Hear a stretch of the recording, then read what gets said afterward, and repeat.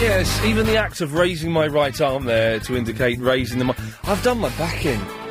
But what I think I've done it in. When I say done it in, let's not jump to conclusions. What I've done is I've hurt my back enough for it to make it slightly uncomfortable. But it wasn't the gym yesterday, where I went to the gym and was doing all this new kind of exercises. It wasn't that. It was sitting in the car. How did that happen? I got in the car and was sitting in the car. Wait for this to finish, isn't it?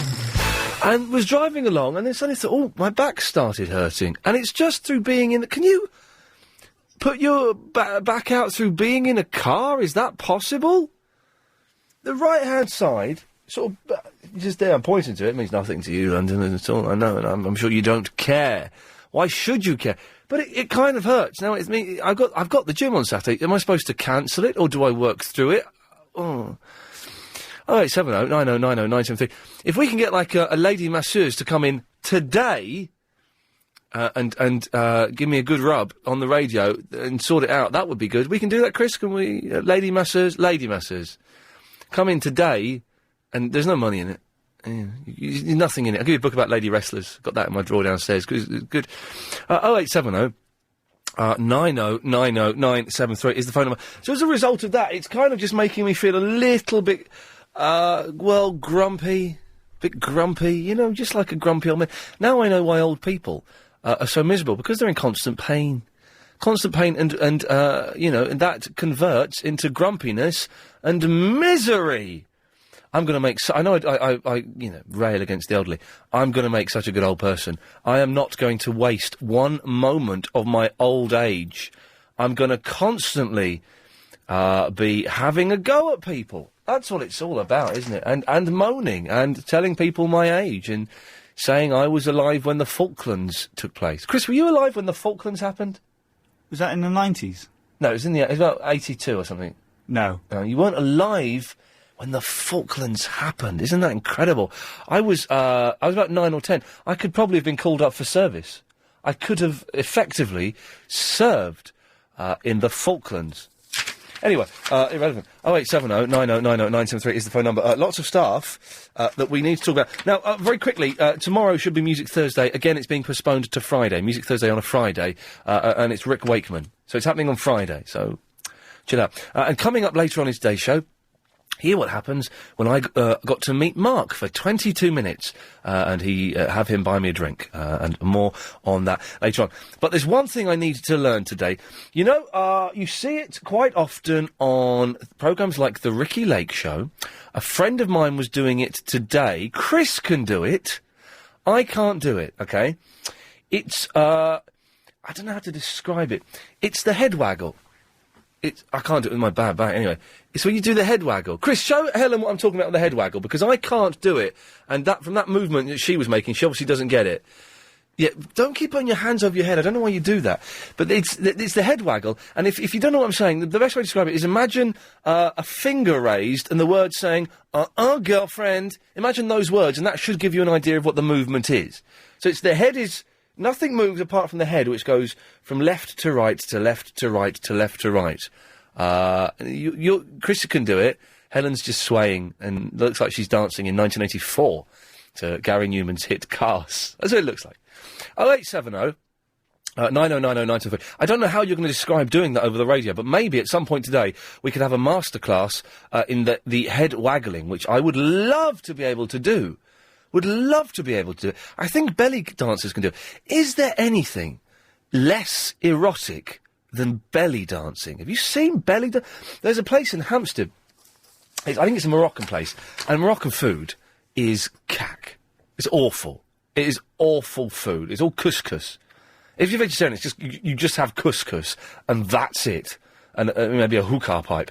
But the Moroccan food is awful. And to make it worse, at this place in Hampstead, which I've not been to, I've seen the signs for it, they have a belly dancer. Now, I'm kind of tempted to go there for a laugh and have a look. But there's nothing sexy about a fat woman, and it's not a sexy, chunky woman. It's a woman with, like, a big round belly that just hangs over her golden, diamond-encrusted belt. That's it. Just waggling that in your face while you're eating couscous.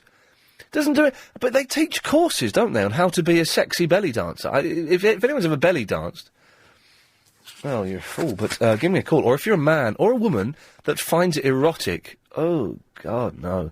Anyway, James is in Birmingham. Oh, hello. Hello, James. How are you? I'm a bit snotty, actually. Yeah? Yeah. All right, fair enough. I was wondering, what are you giving away today? Is it just the book about lady wrestlers? Yes. Yeah? Oh, can we have it, please? Well, no, the thing is, it's the only thing we've got to give away, and I'm going to kind of save it. Oh, yeah? And hope that a female masseuse will come in and will rub my back. I don't really want to come and rub your back. Well, you don't sound like a female either. No, I'm not, no. It's a good book about lady wrestlers as well. She's like pictures. Yeah? Yeah. Are they fit, are they? Yeah, they are really fit. Yeah? Yeah. Oh, awesome. Yeah. Oh, awesome. Oh, by the way, can I ask you a question? You can do, yes. You know on Sundays where you have the people and they come straight on? Yes. And you say they're not allowed to swear. Don't worry, I'm not going to swear. Okay. Are you allowed to swear?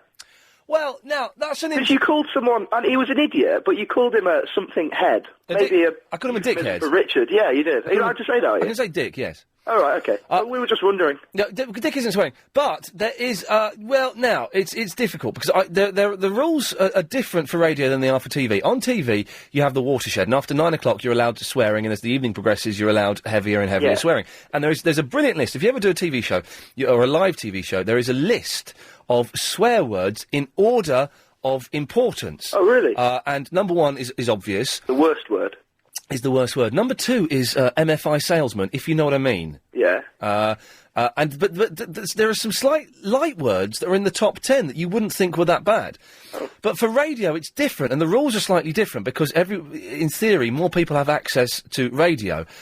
And this station in particular I think, is slightly overly cautious on the swear words. You listen to other radios, for example, Talk Sport, you will hear them say, why would you? Just to laugh at how rubbish Mike Mendoza and Gaunty is. Gee, have you heard Gaunty? He's appalling. I don't listen to him. Good, he's an idiot. Do they phone up often to take the mick? Mike Mendoza phoned me up once. All right. And I destroyed him because he fears me. But they will allow some light casual swearing on there. But it's a tricky one. You know, on the Sunday night between 10 and 1, it's a more adult show. So I think that if the language were to get fruitier, we could be slightly more tolerant. But there's no need for it, really. No, there is no need for it. No. James? Anything else? Go on. Oh, yeah, can you play that woman singing the Spark song, please? Oh, yeah, what, do you mean this? This town ain't big enough for the both of us. Yeah, but the old woman that played it yesterday. Oh, hang on a second. You promised that you weren't going to record it and play it. Oh, you mean this? This town ain't big enough for the both of us. There we go, James, that's for you. Alia. Hello. Hello, Alia. Hi, I'm alright. How are you? I didn't ask. Sorry. That's okay, but I didn't ask. And do you know what? I don't care. You could be dying for all I know, and I don't know you. I don't care. Sorry. That's okay. Yeah, how are you? You don't care. I do. You don't really care. Yeah, no, seriously, I wait. My back every single day to listen to your show. My back is... Well, then shut up and listen. My back is killing me. I've got really bad indigestion. I'm exhausted today. And do you know what? I'm feeling a little bit down as well. Same here. That's why I called you, because I feel so depressed. Oh, Alia. I don't know. I haven't been paid. And I haven't been working for like 2 weeks now, and they were supposed to pay me last week, and I'm going to back to university tomorrow. Right. And I lost my credit card today. Uh-oh. Credit cards are bad. My debit card. Debit card. Never have if you've got a credit card, cut it up. You don't need it. What's the point of it? Debit card. I meant to say debit card. Well, okay. Well, then we got that right in the end. Hang on a second. I've got an email. I can't even turn for my emails. My back hurts. Ian, what is Agent Chris playing at? Last Sunday's Triple M is actually Sunday the 11th Triple M. Chris, has this been sorted out yet? On the podcasts, the wrong Triple M is up. It's definitely be sorted out. When is it definitely going to be sorted out? No, it already has been sorted out. Are you sure? Yes. Because Dave is just emailing in saying that you are spoiling what is otherwise an excellent show. Well, he's wrong. Okay. Do you think that Chris spoils the show, Alia? No, I think he makes it. He makes it? He makes it. He makes the show? The guy that operates the phones makes the show? Yeah. Because I'm thinking of introducing a not letting Chris speak on the air rule. Why? Because I thought he ruined the show. And so does Dave, but you think Bob he makes... does on Thingy's show, on Clive Ball's Bob does what?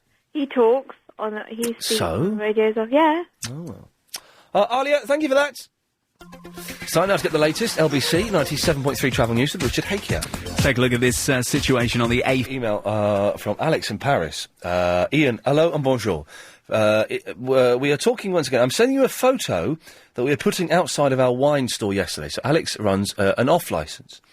An English husband and wife are walking by and knowing you, so they get the champagne bottle. Now, the picture is fantastic. We're going to put it on the website. And what he's done, he's put a poster in the window of his off licence saying, bearing in mind this is Paris, free champagne bottle for anyone who can name the LBC English radio presenter who has his presenter 1-year birthday. Can we put that on the website, Chris? Because I like the look of that. And that's dedication. Elia. Hi. Hello. How are you? Yeah, I'm all right.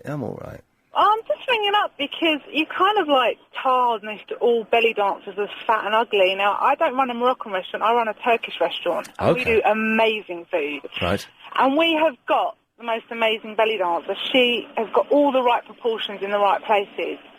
So I'm asking you to come down and actually have great food and Right. see a great belly dancer before you make any comments. That's not going to happen. But Okay. she must have. She will have a little bit of overhang. None. She has got the tonest stomach you have ever seen. tonest? The Okay. biggest breast. That's really bad. Yes. The biggest boobs you've ever seen, Right. and the most beautiful face. You can't say that until you come down and have a look. Well, hang on. First of all, you're assuming that the biggest breasts I've ever seen is a good thing. Boobs can be too big. No, they're not too big. Actually, that was wrong. I should have said she's well proportioned. You're making this up earlier. No, I'm not. Right. Okay. I'm inviting you to come down and have the best food in London, and you're just saying no, and have the best belly dancer in London. What You're saying no. do you think that belly dancing is sexy? Done by the right person. Actually, yes, it is. But where bellies- I come from originates belly dancing. Bellies aren't If it's done sexy. properly. It is. Bellies are not. It's a very sensual way of dancing. It really, really is if it's done properly. After the feet, the belly is the second most unattractive part of anyone's body. Well, you're wrong, because it's not just the belly that moves, it's the whole body. But It's a very sensual way of dancing. I'm really surprised. I'm so surprised at you, because I always thought you were quite a, sensual person. Oh, Ellie, I'm very sensual. I'll tell you what. I'm very sensual. That's it now. I'm turning over to Capital. That's it. Who's on Capital now? That's that Pedro guy or something. What's his name? I have no idea. I always. He's called some guy called Quincy. What's his name? What's the fella on Capital now? He's rubbish. I can tell you that much. I don't know his name, but I know he's cack. But listen, it can't be hygienic. If I'm in a restaurant, I don't want a woman wearing a gold spangly skirt and a bra, and that's all. She's just waggling her big belly all over the place near my couscous. Well, one, we don't do couscous, and two, she hasn't got a waggly belly. You've obviously been going to some really dodgy places. That's the only thing that I can say, Ian. I only ever go to dodgy places. Up. You really need to step the mark up if that's where you've been going. When I find out what step the mark up means, I shall have a go at doing it. Thank you. It's not sexy, though, is it? It's, without seeing a picture of this woman, I suspect that, she was not quite telling the truth, because they've got big, overhanging bellies. It's an odd thing. Why is it sexy? Well, let's try and think. There's got to be a sexy dance. Body popping is, that's not sexy, is it? That's a bit trashy. Kev, what's a sexy dance? What's a sexy dance? Yeah. I have no idea, Ian. Lucio's the name you're looking for? Lucio, that's the fella, yeah, Lucio. I have a good mind to issue Lucio a challenge. I'll meet him in a car park at midnight with a bike chain. That's it. He fears Ian Lee. Lucio fears it. Come on, Lucio, where are you now? Yes, you may have 25 times more listeners than me, but your output is cack. Ian. Yes, Kev. I have a dilemma. Something happened to me yesterday afternoon, my friend. Well done. Where, I was doing a bit of shopping in Windsor. Oh, yes, I know it. Yeah. Is it still hilly, or have they managed to smooth it a bit? They have now, yeah. Oh, good work. Not so much full of old people now. It's more touristy, though, isn't it? I was walking up the high street. I used to, when I was at college in Windsor, I'd go and sit on the small wall outside Windsor Castle and chomp on a Burger King. Those were the days. Excellent. Well, anyway, I was, I'll get back to the... Sorry, yes, Kev, I've interrupted you High Street and too many passed times. the off-licence, which is up on the hill on the corner. And as I turned, walking around the corner, heard a loud noise behind me. Oh, guess who I saw today for the second time in 3 days? Mike Mendoza? No, he's obviously moved in just near me. Let me see if I can find a clue for you. Hang on a second. Here's a clue. Would it be Ant Jones by any chance? No, it is Tucker's luck. I saw Tucker's moved in near me. Oh, really? I've seen Tucker twice. In fact, Tucker was going into the restaurant the other day. Not the restaurant, but the place. You know, yesterday I was banging on about the idiot South African waiter. Well, yeah. Tucker was going into there just after me the other day. The last time I saw him on TV, and he was in the bill, wasn't he? Hey. Yes, apparently so. They've all gone to the bill now. They have gone to the bill. Anyway, sorry, Kev, I've ruined your story. Carry on. That's all right, my friend. So what happened was that a couple of winos that were lurking outside the off-licence, they literally walked in and proceeded to steal a crate of Budweiser. Oh, good lads. Not bad lads. The shopkeeper come flying out to chase them. Yeah. And as the wino sort of stepped in front of me, I put in a boot. What? And I tripped the guy over. Oh, no. And he fell flat on his face. But I continued walking. What, you tripped over the manager? No, I didn't. Oh. I tripped over the wino with a case of beer. Oh, right. And he fell flat on his face. And you did it deliberately? I did, because I obviously realised that he was stealing the beer. Yeah. So, in order to help the shopkeeper, who was, slightly sort of old, yes. I decided to help out. But I just continued walking down the road. As you would, not thinking nothing of it. No, not... But 15 minutes later I walked back up the same high street, and I saw an ambulance there. Oh, God. And it turns out, I think I may have broke the wino's nose. Jeez, Kevin, that's terrible. I know, and I feel really guilty about it. Okay, well, there's a couple of things here. Firstly, you thwarted a crime, so that's good, okay? Thwarted a crime. But you busted a tramp's face. Yeah. That's terrible. And I don't know what to do. I feel really guilty about it, Ian. Well, what you need to do is you need to find out what hospital he's in and go and visit him and take him a couple of cans of Stella or something. Well, I see the paramedics, attending him. Yeah. And I didn't decide to go and reveal what had happened. But, I just had sort of guilt rage all day at work and thinking, should I... what should I have done? I'm not going to absolve... I did the right thing, though, Ian, by apprehending the... Yeah, you did the right thing by kicking in a tramp. This isn't a Clockwork Orange, for God's sakes, Kev. I know, sorry, friend. Did the old geezer who you helped out, did he give you a reward of a lifetime supply of booze? Well, I popped my head through the door on the way back through, and he offered me a bottle of wine. I turned it down, but... no, because of guilt. I felt quite good about myself apprehending him, but in the same breath, I feel really guilty that I've... If you'd been a police officer, he would have... You could have been done. He could take you to court, this homeless, and maybe get 5 or 10 grand off of you for damages. Well, you didn't really sort of hear what I just said there, did you? So. Thank you, Kev. It's on the Premium Podcasts. Alex is in Paris. Ian, hello, finally. Your phone is working, the French have sorted it out. We have the most terrible nightmare you can't imagine. Yes, we have, yes. So tell us what happened. What's this sign in your shop, then? Yesterday I'm listening because I still don't have the phone on the internet. No. And I hear your anniversary. Yes, anniversaire. Anniversary. I'm putting a little sign outside my shop to celebrate, and... two English hours. And the sign says, if you can name the LBC presenter who's having a year anniversary, you get a free bottle of champagne. Exactly. This is in Paris. And a husband and his wife come in, and they guess it is Ian Lee, so I give them the bottle of champagne. That's fantastic. Were they the only ones to get it? Even in Paris, you are getting well known. Were they the only couple to get it, though?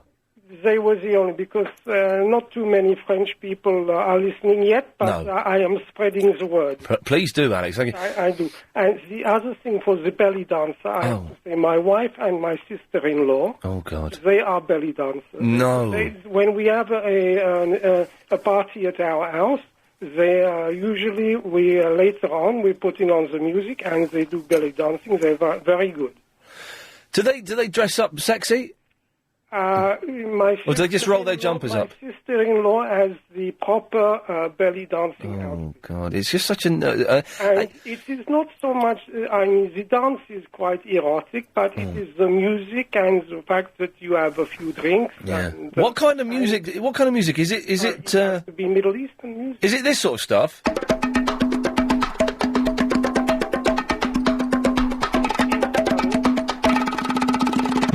Is that it? It is exactly that, and my son is playing the bongo too. Wow. So we have a very nice family get-together. Alex, can you do the head move from side to side, which I have it on good authority is called a chicken neck? I haven't. No, I'm no good. Okay. My sister-in-law, she does it very well. Okay. Alex, thank you very much for that. 0870 90 90973 is the phone number. Yes, that's the head movement from side to side, which I've been told... What is the air... I don't think the aircon's working in it. I've been told it's called a chicken neck. I'm starting to hunch now with this... Oh, God. Can we get, like, a board, a bed with a board on or something in here for me to lie on? Because that would be quite nice. 0870 90 90973 is the phone number. Iain at lbc.co.uk. I'll talk for about 30 seconds after this. Do you need money today? At Sutton's... Hello, Sharon. Iain, hi. Have you just been practising saying hello to me? No. Have you? Because Chris can hear what you're saying sometimes. I know. I didn't know. This is the first time I've rung. I've been listening for ages and ages, but Yes. I got to school and I suddenly thought about bad backs. Oh, God, really? And I thought about belly dancing. All the children are looking at me and wonder why I'm laughing, and the teacher's got a ball. And, I don't know. Sharon, listen, it sounds... Can you wait there for a couple of minutes? I have to go to the news, and you sound potty. I am potty. Here we go. Lovely stuff. We'll speak to Sharon after the news. That should get them back from the David Cameron speech on 11:52, shouldn't it, eh? Never peed in a swimming pool. 0870 Belly dancing is awful. It's the worst dancing. There's nothing sexy about it at all. Can we find a sexy dance? I don't know. And can anyone do the chicken neck? I can't do that. Can you not? No. Okay. And tell me how to do it. Sharon can't do it. So maybe someone... I wasn't actually talking to you, Sharon. I was talking to the other listener. For goodness sakes. Who were you telling that you were on the radio to? All the mums at school were just saying, why was I laughing on the telephone? So I was just explaining what I did. I did a really quick phone call to explain why my back went funny and how it got right. And it's been made into a big issue, really, I think. And it won't take long, and you probably think it's really boring now. Well, Sharon has been on the line now for 6 minutes, 47 seconds, it says on my computer, and she's going to tell us, for some reason, about her bad back. And what I'm going to do is, if I go my birdie down, I'm going to play some dramatic music to make it nice and exciting. Are you ready? Yes. Here we go. Do I have to talk now? Yeah, go on. Oh, okay, what happened was, I got a new car, and you know when you move a car seat forward or backwards, and then also you can press a little button that sort of moves it up and down? Well, when the car seat was new, and the join, where your back and the bottom bit goes of the seat, they were all at different dimensions than before, and every time I got into the car, my back hurt, and when I got out, my back was fine. And I just had to readjust my seat so that it was in a different angle. And then my back's been fine ever since. Does that make sense?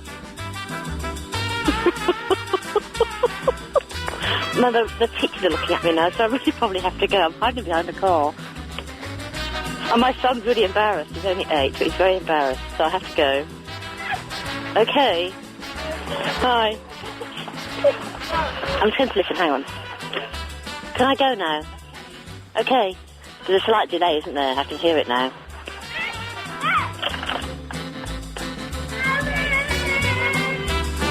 I hope that helps. Bye.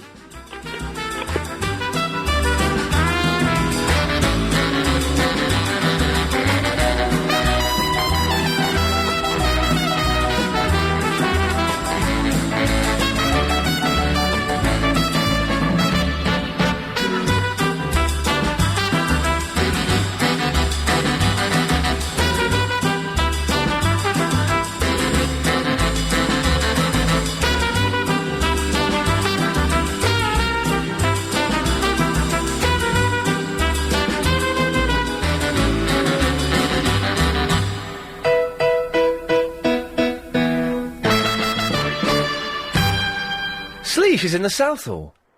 Hey there, Iain. Hey there, Sleesh.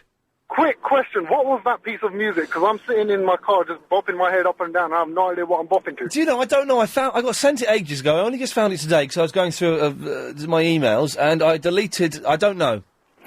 I've called it Jazzy One, but it's not called that at all, so... Sorry, Sleesh, I can't help you. Oh, that's a shame.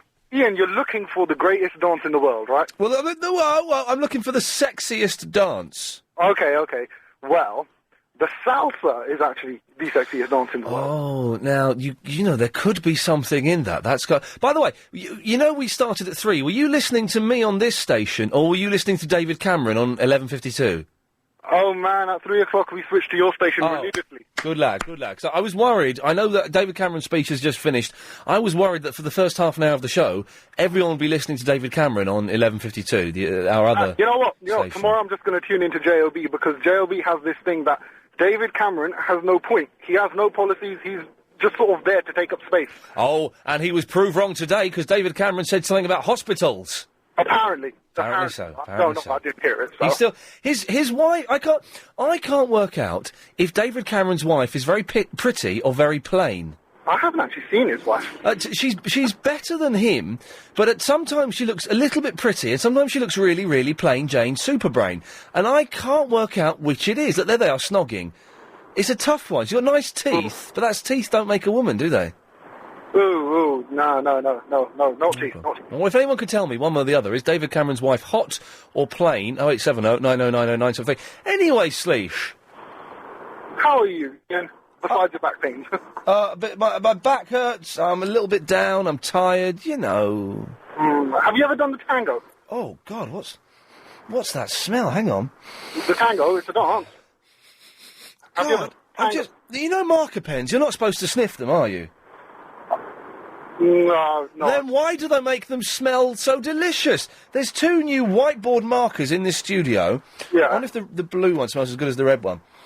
Oh, they smell delicious, but you shouldn't smell them because they're bad for you. But then they should make them smell bad. So that you wouldn't like to smell them. Yeah, well, okay. Anyway, yes, Leash. I was going to say, having said that, if you like the marker pen, you'll love the petrol stations. Petrol stations? Yeah, the smell of petrol, it just gets me high, man. Yeah, no, petrol's not a bad smell, actually. It's kind of... At first it's repulsive, but then it becomes quite Moorish. See, you could live with that sort of smell nearby your house, though. Yeah, you could do, but... hey, I tell you, I saw a good film last night. Have you seen a film called Saw? Oh, no, I refused to pay my TV licence, so I just got rid of the TV.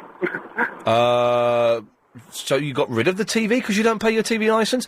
They don't know if you're paying it or not. Obviously everyone should have a TV licence, it's against the law not to, but their detector vans haven't got anything in them. They're empty vans designed just to scare you up a bit. Apparently, somebody on another show on LBC, which is the greatest radio station in the world... Well, you say that. No, seriously, it's on all day and all night at my house. Okay. Somebody said that there is something in some of the vans. It's hard to tell which is which. Which show was it on? Was it Clive Bull's show? I think it was, yeah. Okay, right, okay. So some of them have got things in and some of them haven't. But so because you refused to pay your TV licence, you got rid of the TV. But hang on a minute, what about Sky and Sky Plus? It's fantastic. It's not better than LBC, is it? Yes, it is. No, come on, listen, LBC's good, but it ain't no Bravo channel, it ain't no FX, it ain't no Sky Movies 6, it ain't no Reality Zone, which shows cheaters. I'll be honest. There are some things which I do miss, but I've got my cousin in America. Oh, Donload? Yeah, no. His name, I've forgotten what his name is. Okay. Yeah, well, obviously we're really tight. Yeah. Yes. It's a lot like your mate in America. My mate is my cousin, Don Load. Yeah. And he's going to be, hopefully, recording the new series of Lost that starts tonight in the States, and I should hopefully be watching it Friday. Hopefully, touch wood. Touch wood. I'm kind of banking on that as well, but I'm not sure how up to date they are on Lost, because they're usually about a week behind anyway. No, they'll be very quick on the first episode. He'll be very quick on the first episode. He'll put it... Anyway, Sleesh, was there a reason to you calling in? Because I feel we just whittled on about nothing here. Well, in effect, the conversation started with dancing, and it ended up on our cousins in America. Oh, okay. The point I was going to make was... Oh, yes. Salsa. Yes. Sexiest dance in the world. And if you try it, I'm sure it will do your back good as well. Oh, is that the one where the women sort of wrap their legs around the men? That's part of the dance, yeah. That's part of the dance. Those women are so desirable. It's all Spanish, man, all Spanish-Mexican. Beautiful dance. I don't like the flamenco. Flamenco is just stupid. They've got a rose between your teeth. Have you ever put a rose between your teeth? It's painful. Oh, no. Dethorn it at every opportunity, and it's just that, no, I'm not keen on... That's just not hygienic. No, exactly. Now we're getting somewhere, and belly dancing certainly isn't hygienic. If I'm having food, particularly, when it's Turkish and Moroccan food, it's lots of nibbles and dippy bits and stuff like that, and she's shaking her wing-wangs over my hummus, that's not good. I want to know, do those guys check for lint before they start? Do they check for what? Lint. Lint? Yeah. Oh, yeah, in the belly button. They would have to be there'd have to be something. Sleesh, thank you very much for that. 0870 90 90 973 is the phone number. Ela. Yes. Hello. Hi. You're live on the radio. Okay. Just 2 points. Yes. The first thing about sexy dancing. Yes. It's not the dance, it's the person that makes it sexy. Let me think. No, you're wrong. Do you think so? I think you're wrong. It has something to do with that. But if the moves of the dance are sexy and the person can pull it off, the dance that is steady, then I think I think it's the dance itself, because the Charleston is one of the most just off the top of my head, is one of the most unattractive dances in the world, and even someone as hot as, I don't know, Sarah Beanie couldn't make the Charleston look sexy. Yes, but Marilyn Monroe did. Marilyn Monroe made the Charleston look sexy? Yes, she did. I saw a clip somewhere in one of the old 100 films or something. Of her doing the Charleston? Yeah, I don't know where it was. You know what the Charleston is, don't you? Yes, it's the 1920s. Yes. Yes, of course I know. And Marilyn Monroe was doing it? Yeah, it was some sort of old film. She might have been in something or the other. I don't know. She's dead now, isn't she? Yeah. Very sad. It was one of these late night best 100 movies of the century or something. Of the century, yes. But yes, you can. I think no matter how sexy a dance is, if the person can't pull it off, it's not sexy. Okay, fine, yes, well, I'll have that. But yes. Chicken neck. Oh, the chicken neck. This is the waggling the neck the side to side without moving the body. That's it. It's one of the moves in classical Indian dancing. Oh, yes, no, that's right, actually, yes, that, of course it is, yes. Yes, and the way to practice it is, you know when you do your neck exercises... No, what? People do neck exercises for the, to keep the muscles and ligaments supple. Right, what neck exercises would someone do? So you basically, sort of keep your shoulders straight down. Yes, and you take your neck and you put, try and touch your shoulder with your ear. Oh, so from the side. But I used to be able to click my neck doing that. I can't do that anymore. You have to do it very gently, so that makes the neck supple. My back and then what you do is when you're sitting, you just move your neck around, in a circle. Yeah. And over the time you practice so your shoulders don't move. Yeah. But you're moving. But you're going around in a circle. This is just from. But then you start doing it side to side and front to back, because your neck muscles are so supple, you can actually disengage them in this more or less, control a movement at a time. It's like your wrist. You can actually move your wrist round and round without moving your arms. Oh yeah, I can do that. Yeah. So it's the same way. If you get a child to do it in the beginning, they won't be able to do it until they can actually, control that particular And thing. Ela, do you find belly dancing sexy, or do you agree with me it's repulsive, and people who do it are probably perverted in some way? Thank you very much, because I used to do it. Oh, And yes, I got told it was very sexy, because with my long hair... you've not got long hair as well, have you? Yes. Oh, I have, no. Below my waist. Oh, that's wrong. That's wrong. Next you'll be telling me you've got 3 cats. I've got 5, actually. Oh, Ela, I've got to cut you off. It's time now to get the latest LBC 97.3 travel news with Richard Hakier. Still looking at big problems, I'm afraid, in the north. Ken! Yes, hello, Ian. Hello, Ken. I'm a bit concerned about your back. Oh, me too, sir.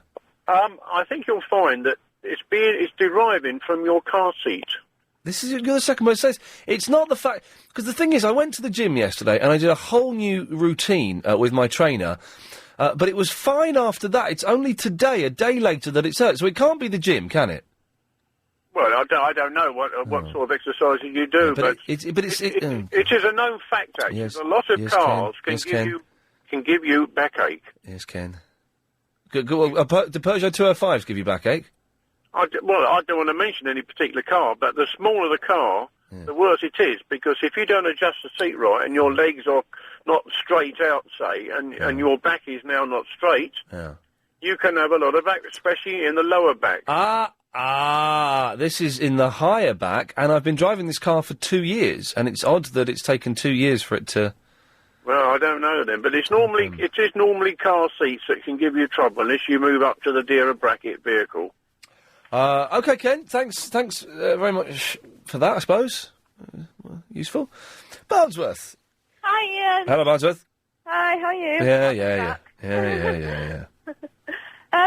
I personally don't think that belly dancing is that sexy. Belly dancing? Yeah. Oh, it's rubbish. But I can see why people would find it sexual. Well, but perverts would find it sexual because it's a fat woman.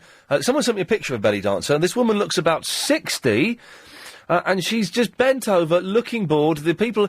It's embarrassing as well, isn't it? Have you ever been in a restaurant, Barnsworth? Well, let's leave it there for a second. Have you ever been in a restaurant? Yeah. OK. Have you been in a restaurant where they've had people singing and playing music? Yeah, that's annoying. Have you been in a restaurant where you have people singing and playing music and they're walking from table to table and then they come and stand at your table and it's embarrassing because you don't want to look at them because they're so close to you and they're singing and they're not that good, but it's rude to carry on talking to the people that you're with because there's a man 2 feet away from you who's singing a rubbish Spanish song? Yeah. Why do they do any... Listen, they shouldn't... People pay them, though, don't they? People pay them money. Yeah. There should be no entertainment in restaurants. No. None at all. Restaurant to eat. Exactly. I go there to eat. I don't want to be made to feel awkward by having music and bellies rammed down my throat at the same time as I'm ramming their food down my throat. Yeah, and if you were somebody, special to you... Are you trying to talk to them? And for example, my good lady wife, Mrs. O'Brien. Yeah. Yes. And there's this woman coming up to you. Yeah. You're not going to want to look at them, are you? No. Well, no. Now, here's something.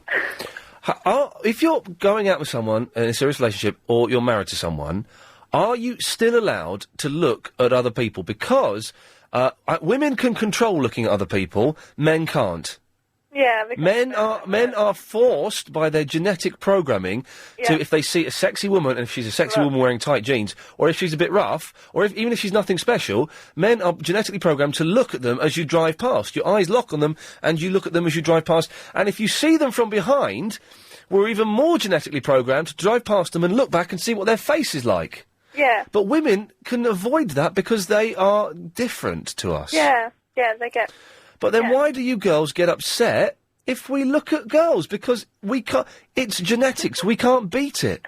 It's not very nice if you're with someone, though. But I can't help it. It's the way God, if you want to go down that route, or it's the way DNA, if you want to go down that route, has made me. Evolution has programmed me to look at chicks. Yeah, but that's like saying, oh, she's putting on you. Well, no, you see, this is interesting, because this is where the girls are. No, it's not saying that. It's saying, if this were the olden days, I would like to give her children. Yeah. Because that's what it's all about. That's what men are here to give women children, and women are here to give men babies. This is going back thousands and millions of years, of course. You know, things. But social constraint has changed that today. But that's what we're programmed to do. So by looking at a woman, all I'm thinking is, I'd like to give her some babies. I'd like to impregnate. I'd like to impregnate her. Cool. She's nice. I'd like to impregnate her. Yeah, but it does make you feel a bit unattractive. Well, that's your problem, isn't it? Because if you're looking at somebody else... Yeah, but I'm not going out with them, I'm going out with you. Yeah, but you're still looking at someone else. But I'm going out with you, you're in my car. Yeah. So, get over it, because I'm want to be with you, or, I'm stuck in a situation where I have to be with you. Either way, I'm with you, so get over it. Yeah, but on the other hand, it can kind of make you feel good, because it's like, oh yes, she's not with you. What? Do you know what I mean? No, I don't. That's why I said what? Like, if you're looking at someone... Yes. And they look back at you, kind of thing. Yeah. Then it's like, oh, yeah, she fancies him and he's with me. Hey, I'm in Heat magazine this week, accused of being unshaven, which is true, and someone sent me the... someone sent me the actual text from Heat magazine. Where is it? basically said I was eyeing up some blonde girl. Now, that may or may not be true. I'm They not... can put pictures together, though, to tell any story they want. Well, this wasn't pictures. Here we go. An unshaven Iain Lee eyeing up a young blonde girl on Oxford Street. Now, that's where it starts getting messy. Young? And, yes, I could possibly take heat to court. I won't do it. Because, the odds are I was looking at a pretty young girl, because that's what I'm meant to do as a man. I have no control over it. And the more I try and control it, the less successful I am. Yeah. There we go, you see. Thank you, Barnsworth. Excellent stuff. Ronnie. Hello. Ronnie, you are forced to look at women, aren't you? I most definitely am, and my girlfriend accepts it as well. Well, how have you managed to make that happen? I don't know, she's just very understanding of the male species. She understands genetics, that's why. That's right. But with the dancing... Yes, Ronnie. The dancing thing. See, I don't know if you're aware of Shakira. Oh, Shakira, my small and humble breasts, or whatever that line is. Yes, that's the one. Yes. Now, her new single, she's doing some sort of dance, I'm not too sure what it is, but... Yeah. If you watch it, it gets very hot. Well, makes me hot and steamy. Steady on.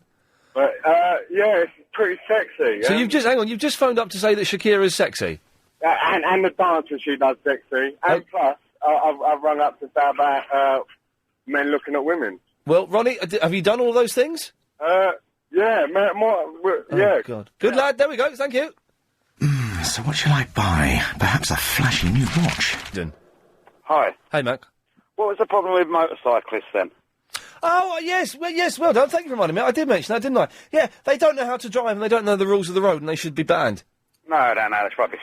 Well, it's not, mate. Because, it is. Well, no, it's not. Because I've seen motorcyclists waggling all over the place, going around islands in the road which they're not allowed to do, driving terribly, cutting in and out of people, not using their indicators, sticking their fingers up at every chance they get, and just generally being obnoxious and bad drivers.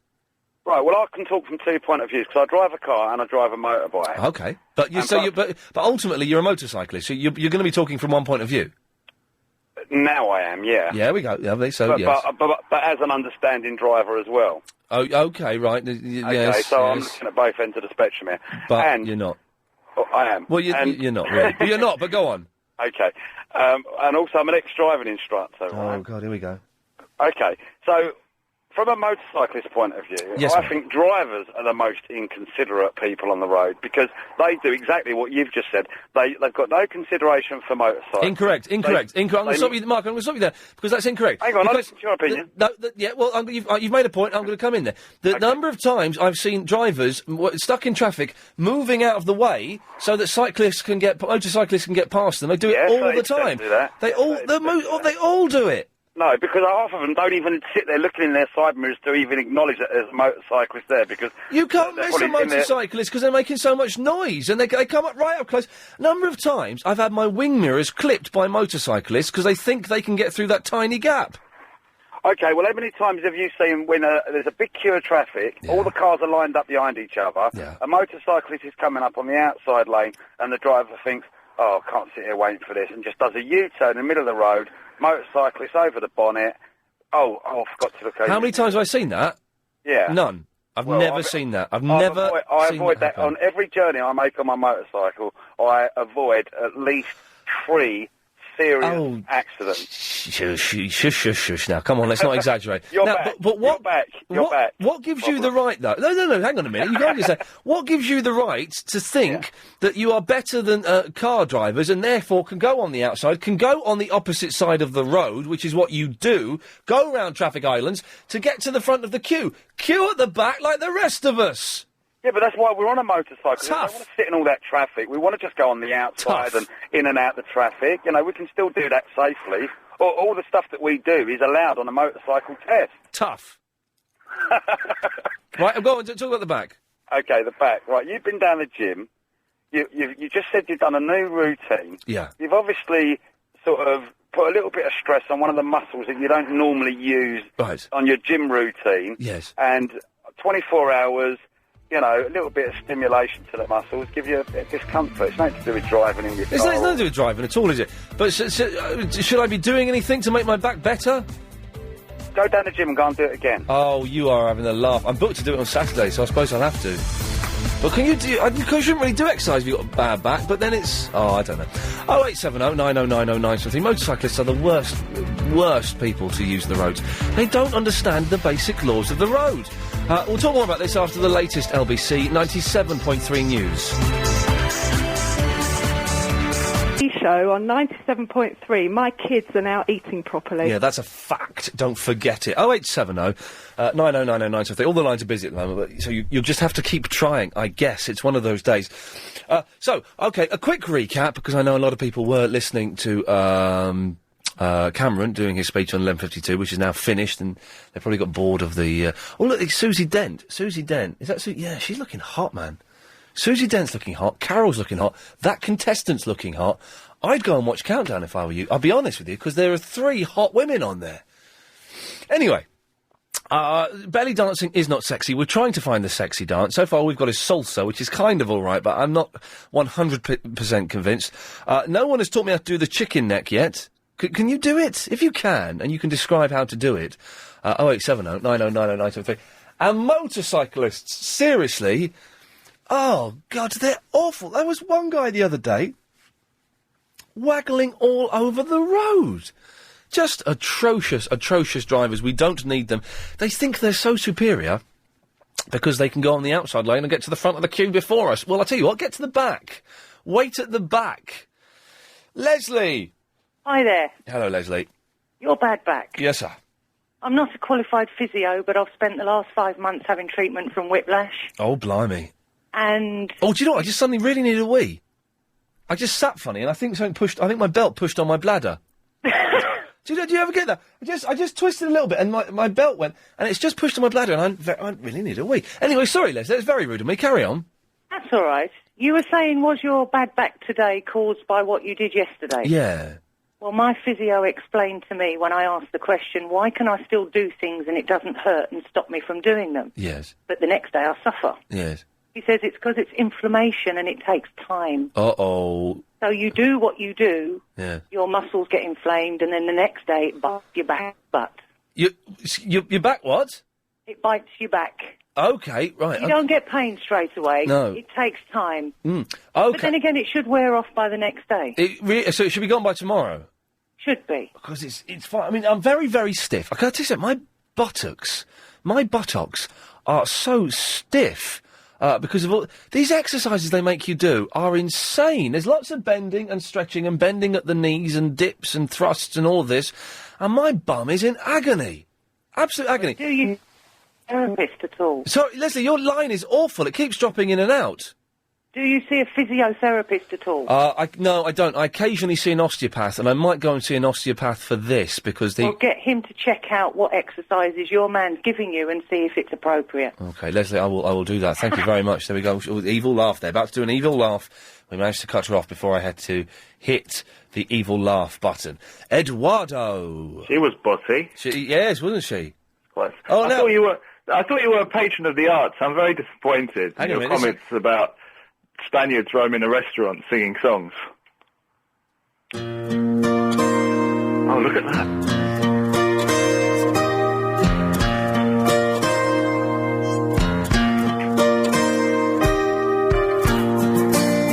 This is Eduardo from Wolfenstein. Who did this? It's good, isn't it? Here we go. Muswell Hill's fine, the sun shines most of the time. I have the feeling it's laid back. Coffee shops grow and I remember the place. But you know, I keep thinking about making my way back. Are you gonna shut up? Are you still there? Well, I'm Slough Town, born and raised, but nowadays I'm lost between two shores. Okay. Muswell Hill's fine, but it ain't home. Slough Town's home, but it ain't mine no more. We'll probably play that on Sunday. No, I was really sick when I sang that. You were sick? Yeah, doing the I am, whatever. It made me sick. What, physically puke up? Yeah, I had to run from the room to the bathroom. Imagine Neil Diamond having to puke up every time he sang his biggest hit. I'll play it on Sunday, because we'll get some little so-and-so swearing, and we'll dump them, and we'll play that. So yeah. We'll have that. And also, I have finally put... Guy Magic Fingers did a song about Barry, and I've got that, so we'll play that on Sunday as well. Oh, lovely, Pete. Okay. Yes, anyway, yes, exactly. Now, what were you banging on about? You fool. What have you got against, right? Spaniards wandering around the restaurant. See, if I'm in a place where you're sitting down, I'm just going to bring everyone over, and we're going to sing. If you're in a place where I'm sitting down, what does that mean? It could be anywhere. Right. Well, look. Yes. If me and Tupac and Miguel are in a restaurant... Oh, you don't do the restaurants, do you? Of course we do private parties as well, where we'll do 3 hours at a private party. If you like, wander around table to table. Oh, no. 50s through the strings, very nice. But when you came in for Music Thursday, you guys were better than that. No, but, it's a money gig, isn't it? How much do you get for annoying people having their dinner? What, sorry? How much do you get for annoying people having their dinner? It depends on the thing, but usually between 600 and 800 is about as much as we can get. Shut up! What do you mean, shut up? 600 quid for walking 600 around... 800? For walking around a restaurant? It depends how long it is. 600 what? Is that for a year? No, private parties. If you can do... There's a lot... You see, the Arabs love it, yeah? 600 quid? 600 to 800. I thought you were going to... You're keen to emphasise that it's more than... I thought you were going to say, like, 50 quid or something, and as much paella as you can eat. I wouldn't... That wouldn't fuel the car to get there. That's insane. Oh, in that case, suddenly I've got almost a new... But why do they pay that much? Because, with no disrespect to you... A restaurant won't pay that much, yeah? A restaurant... If you're sitting in a restaurant... Yeah. Let's say it's like Bella Pasta or whatever, I don't know. Yeah. And you're sitting in a restaurant for 5 hours. I won't do that. You know, the man in the corner with the guitar. Yeah. They'll pay, I don't know, they'll probably pay about 150, 200. But if someone takes the restaurant over, a rich client... Yeah. And has a private party, then you can charge between 600 and 800. So 700? Well, it depends. Yeah, average, I guess. Yeah, that averages out at that. And what stuff do you have to have like a big repertoire, or do you just like keep repeating the same stuff over and over again? Well, you know, you can pretty much play the same chords all over again and put different lyrics to them, you know, and throw in the Mexican hat dance in between songs, and everyone loves it. Eduardo, listen, thanks for that. I don't think everyone does love it. I think a lot of people find it irritating. We'll play that song on Sunday night. I need to edit that beginning bit off. I thought I'd done that. Lindy! Hello. Hello, Lindy. Can I talk to you about two things? Yeah, of course. Belly dancing. Oh. It's horrible. Isn't it disgusting? It is and the thing is, you get middle-aged women who think that their lives have been so boring and so dull, and they think the one thing they're going to do to spice up their lives and their failing marriages is learn belly dancing at night school so they can entertain the old man, when really he's thinking it looks awful. Or go out to a health club and put it on as entertainment, which is what happened to me. Well, I didn't do it. Oh, thank God for that. I was at a do at our health club, the David Lloyd place. Oh, yeah, very good, And they said, we've got some fantastic entertainment now, and this woman came on to do belly dancing. She must have been about 55 and really fat, and it was disgusting. And they're flabby, aren't they? That's the thing. But everyone was just really embarrassed, and no one looked at her, and it was just awful. It was why would anyone consider that to be entertaining? It's just atrocious. I know, it was bizarre. It was bizarre. Mm. And the other yes, thing Lindy. is, talking about men looking at other women. Yeah. I point them out to my husband, because sometimes he misses them. What? You do what? I do, because he likes boobs. Yes. And if I see a fit pair, I say, look over there, you've missed them. Oh, you are fantastic. And you don't get jealous or upset, do you? No, I don't, actually, not at all. But you don't look at men, like, in the same way that men look at women, do you? No, not really. It doesn't work on that level for you girls. You've got it easy. You've got it easy. Us men are controlled purely by genetics. I do look, but I'm probably not as obvious. Oh, yes, you're a little bit more subtle. Lindy, thank you very much for that. Gotta go. We were saying, I was saying, that girls shouldn't be upset if their men look at other girls, because that's what they're programmed to do. We can't beat it. 0870 9090 973, iain@lbc.co.uk. More of your calls after this. No one should have to worry about losing a loved one. Go, 0870 9090 973. Guys cannot stop themselves looking at hot girls, at even plain girls. Hell, even ugly girls, if at certain times, even ugly girls can, And women should accept that and get on with it, because it's a burden that we have to, wear. Now, I've been getting emails from America, from a guy called Stu, who's asked me to define Moorish to him, and it's like, Pam, have I got this definition of Moorish right? If you have a piece of cake, and you want, you just can't stop eating it, you want a bit more, that's Moorish. Yeah, you want a lot more. Yeah. And you want to fill your face with it. You want to feel, heroin is Moorish. Pardon? Yes, so that's kind of right. So this guy's in the States has asked me, for a definition of that, and, oh, there we go. Look at this. He's offered me some DVD. My cousin's name was Don Lode, not Don Logue. Anyway, Pam, sorry, yes. Yes, Ian. Yes. I heard you saying earlier in the show that salsa's probably the sexiest dance. Someone suggested it. I went along with it. You went along with it. I'd like to add something to that. That salsa's a very popular dance by all accounts, but it's quite rigid and it's quite mechanical. It's a very set routine. Whereas lambada, which is also a Latin American dance, is much more expressive, much more sensual, much more sexy. Lino has suggested the lambada, and Linda did as well. Lino says the lambada, it's the bloody forbidden dance of love. I don't quite know what that means, but... that could describe it really well, What was that lambada song? Mike Mendoza uses it as theme tune, doesn't he? Da da da da da da da da da da da da da da. And the other thing is, Ian... Yes, not going to answer. Yes, Pam. To interrupt No. you. I know you're on a roll. No. But the other thing is, you generally, you're absolutely right that belly dancers are past their mid-40s and really kind of past it and shaking their bits inappropriately. Big flabby bits. There are some very, very attractive young ladies that do it, and they're extremely professional as well. Well, there may be one or two young ladies. I've never seen an attractive young lady belly dancing, but the dance... I can show you. Well, not me. No, that's not me I'm talking about. No, we've got a lady called Juliet, and she's 25, and she's extremely good. Well... and anybody, it would be a pleasure to watch her. Well, send me a picture, but the thing is, belly dancing itself... even if it's a slim, fit woman, is really unsexy and unattractive, and I find it intimidating. Do you? Yeah, I find it hideous. Well, it's the way that those over 40, over 50, over 60 No, do you don't. No. And young belly dancers that would put me off as well. It's a hideous dance. I put you to the challenge. Well, what challenge? I put you to the challenge that this girl wouldn't put you off. She would put me off. No. What challenge is there? The challenge would be that you would actually enjoy her performance and appreciate her art. Did you just call it art? Yes. Oh, it's an art. A dance is an art. Oh, my God, no, Pam. You have to see and understand how much skill goes into her dance. I'm not... I certainly couldn't do it. No, but you're not listening to what I'm saying. It's a hideous dance. It isn't. It is, regardless of the age of the person. You've had a bad experience, or you've had bad experiences and bad... You're weird and not listening to me, so I'm cutting you off.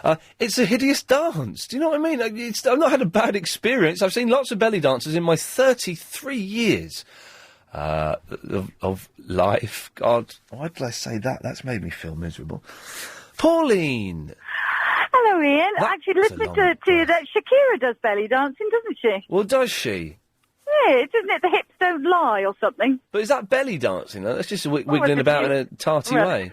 So the boys in the workshop just said to me, that's belly dancing. What workshop are you working in? In the Shepperton Film Studios. Oh, right. And one of them said, and none of them were brave enough to phone up and ask you whether or not you were related to Christopher Lee. Now, I thought you were. Here's the thing. Mm. I had a guy on Saturday night when I went to see Sparks came up to me and said, "Oh, it must be great having Christopher Lee as your granddad." And what this was is about a year and a half ago, I jokingly said on the radio, "Christopher Lee's my granddad." And now it's on Wikipedia, now it's on IMDb, now it's on all these websites. Pauline, I'm going to let you into the secret. I could keep this going, but I'm going to let you into the secret. He's not really my granddad. Oh, what It's bummer. a myth. He's not that either. But I have. He's not. Definitely not. Definitely not. I've worked with him, and I've had to be his double in a film, and had to wear a Christopher Lee mask and all his clothes. And he did tell me off once while he was wearing a pair of blue pants and nothing else. So you may be right. Because we've met him, and he's really, really nice. Bloke. He's lovely. Yeah. He's a lovely Absolute cracker. Yeah. lovely gentleman. Absolutely lovely. Yeah. But no, he's not. I'm afraid. Oh well, there you go. Thanks very much. What film are you working on? I can't tell you what film I'm working on, but we've done lots of other things. We've worked on Gladiator. Right, not interested. Not interested. I want to know what film you're working on. I can't tell you. Is it why not? No, we're not allowed to at the moment. It's only just started. What? Okay, let's have a guess. No, no, come on. No, I'm going to put the phone down. No, Shepperton. Is Shepperton where they do Big Brother as well? No, that's Elstree. Oh, so Shepperton, they do Weakest Link at Shepperton? That's Pinewood. Is it a Bond film? No, that's Pinewood. That's Pinewood. Okay, right, I'm getting my sets confused. Shepperton then. So, but is it got American money in this film? No. So it's an English film? Yep. And I'm not going to... No, I'm going to put the phone down. Carry on asking me. No, is it got Guy Ritchie? No. Has it got Jude Law in it? No. Has it got... It's got no one you'd know in it. Is it the Bottle Boys movie? Do you remember Bottle Boys? No. It was a sitcom starring Robbie Asquith about milkmen, and it was on at 5:15 on a Friday night on LWT, and it was about these milkmen just stopping off having sex all the time. No, is he telling the truth, lads, or no? No, you're talking... Oh, no, you know it. There we go. Thank you. Oh, what? I can even do. Bottle Boys is good. One of them. Well, he would do because he's an idiot. I can even sing the theme tune if you want, Pauline. Go on then. Bottle boys, up with the lark. Don't care if it's early. Don't care if it's dark. I don't remember the rest of it after that. But Is that like it's very similar to that Milkman song, isn't it? The Ernie the Milkman. Yeah. And he rode the fastest milk float in the West, and he gets shot, didn't he? Very macabre. Yeah. That was a comedy song. So who's in this film again? You're working on? No. Is it English actors? No, I'm sorry, I phoned now. Is it any pop stars in it? No. Is it Jude Law? No, I think Short and Furry. Oh, Muppets? No. Is it a Muppet film? I'm not going to tell you anymore. No, that's it. I've got to go back to work in. It was really nice. All right, lovely. Bye-bye. She was bonkers, wasn't she? But I liked her. Oh, Short and Furry? That's, Short and Furry. Hobbits. It could be Hobbits. Yeah. Or again, it could be Jude Law, because he's only wee, isn't he? William! Ian. William? I'm not all singing and dancing, Ian. Oh, mate, what's wrong? You said something about motorcycles. You seem to have gone off of them. Yes, I've said that the people who ride them generally are idiots and don't know the laws of the road. Well, I've been a courier now for 28 years. You guys are the worst! You're all over the shop because we've got to get this parcel there by 2:30, otherwise we'll be in trouble. Tough! No, you got it all wrong, mate. You want to try the scooter boys, they're the worst. All right, I'll give you that. Scooter boys are worse than you, and pizza delivery boys. God, are we allowed to carry guns in this country? we should be. It surprises me sometimes that you actually get your delivered pizza in one piece and not scratch. Yeah. Well, William, listen, I've got to go, but you're wrong. Motorbikes are bad. No, don't start you. Yeah, there we go. I'm not having any of that. 0870 90 90 973. If you've just missed that bit of Iain Lee, you can... Bottle Boys on the Internet Movie Database, and I was correct. In Britain, there's been a long tradition of innuendo-filled jokes about amorous milkmen. However, this show had an early evening time slot on LWT, and so couldn't be as smutty as Robin Asquith's famous Confessions music. And then the fellas put the lyrics to the song up there, and I was right. So, I love you. Okay, 0870... 9090973 is the telephone number. Are there any other women out there that don't mind their blokes looking at girls? It's because it's what we're programmed to do. I can't believe you girls get so angry about it. And also motorcyclists. Do you know, what's the point? You know, oh, look, you get there quicker than everyone else. Big wow, you're terrible, terrible. You shouldn't be allowed on the road. 0870 90 90 973. Take more of your calls after the latest LBC news. Available on DAB. To, the BAFTAs, but for computer games. But it's BAFTAs, and I'm giving an award out. It's tomorrow night. It's all short notice. Now, they say it's black tie, which means obviously tuxedo, doesn't it, and bow tie and stuff like that. But I'm going to wear a suit, and I'm not even going to wear a tie. Can I get away with doing that? I think I think you can get away with doing that. I don't think you can't be executed for not wearing a black tie to a black tie event, can you? But would it be causing great offence to people if I did that? If you go to these things regularly, can you let me know? Black tie, is it acceptable for me to turn up in just a suit and a shirt? And that's it. That's it. You know, I'm going straight from here. I haven't had a chance to get my tuxedo to the dry cleaners, so it's going to be all messy and...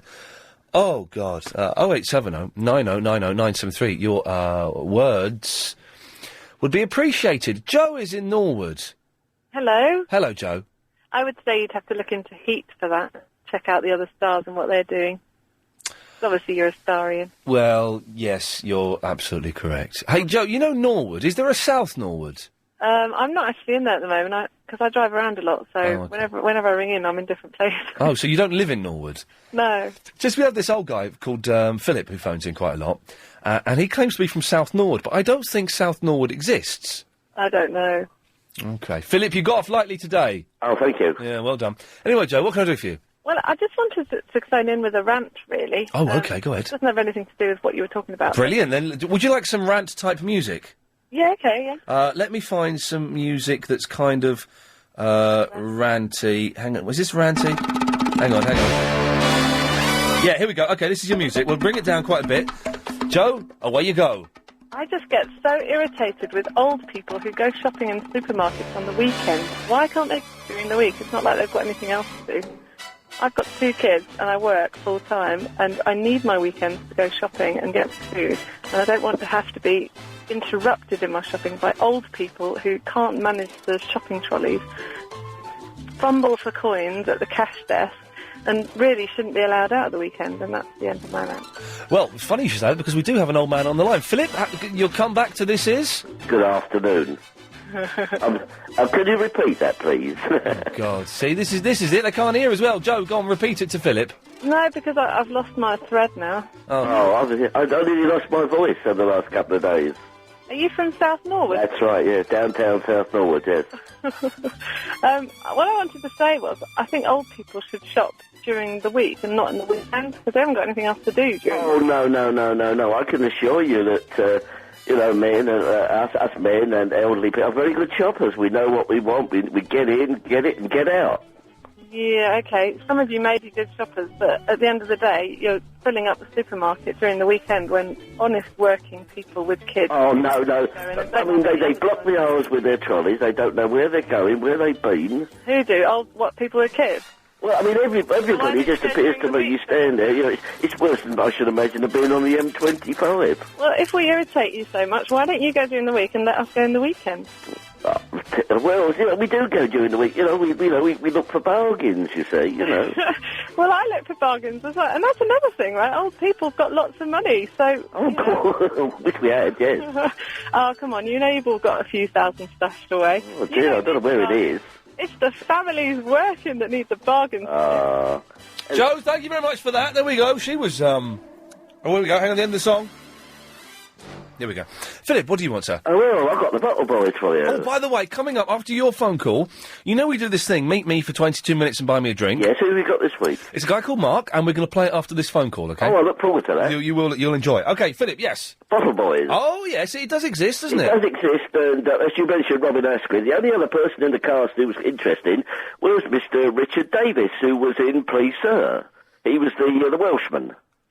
Do you remember? Was he the cleaner in Please No, Sir? no, he was the Welsh one, the one who was always having a moan. What was his name? Oh, yes, I do remember, yes. Mr. Price. Yeah. Here we go, Bottle Boys.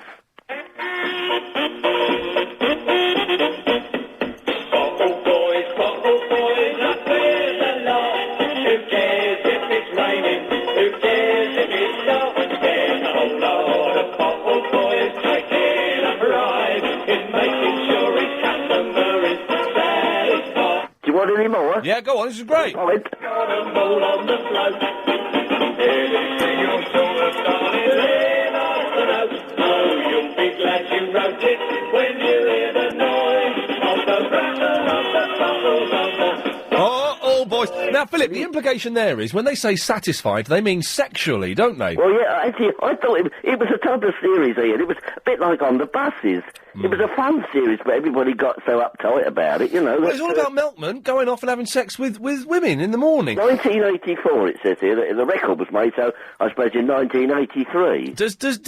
Does anybody, apart from milkmen's wives, do any women sleep with milkmen? You know, does that really happen? That You don't see milkmen these days, do you? Very rarely. Do you see them around every now and then? I mean, when I remember years ago, they used to have a horse.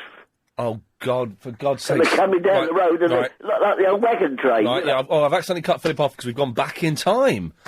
Anyway, now there is a regular feature. We play it every week. Basically, you have the chance to meet me for 22 whole Earth minutes and buy me a drink. And you can talk about whatever you want. I record it. Chris comes down with me. You don't buy him a drink. And this is what happened today, yesterday, in fact, when Chris and I went to meet Mark for 22 minutes.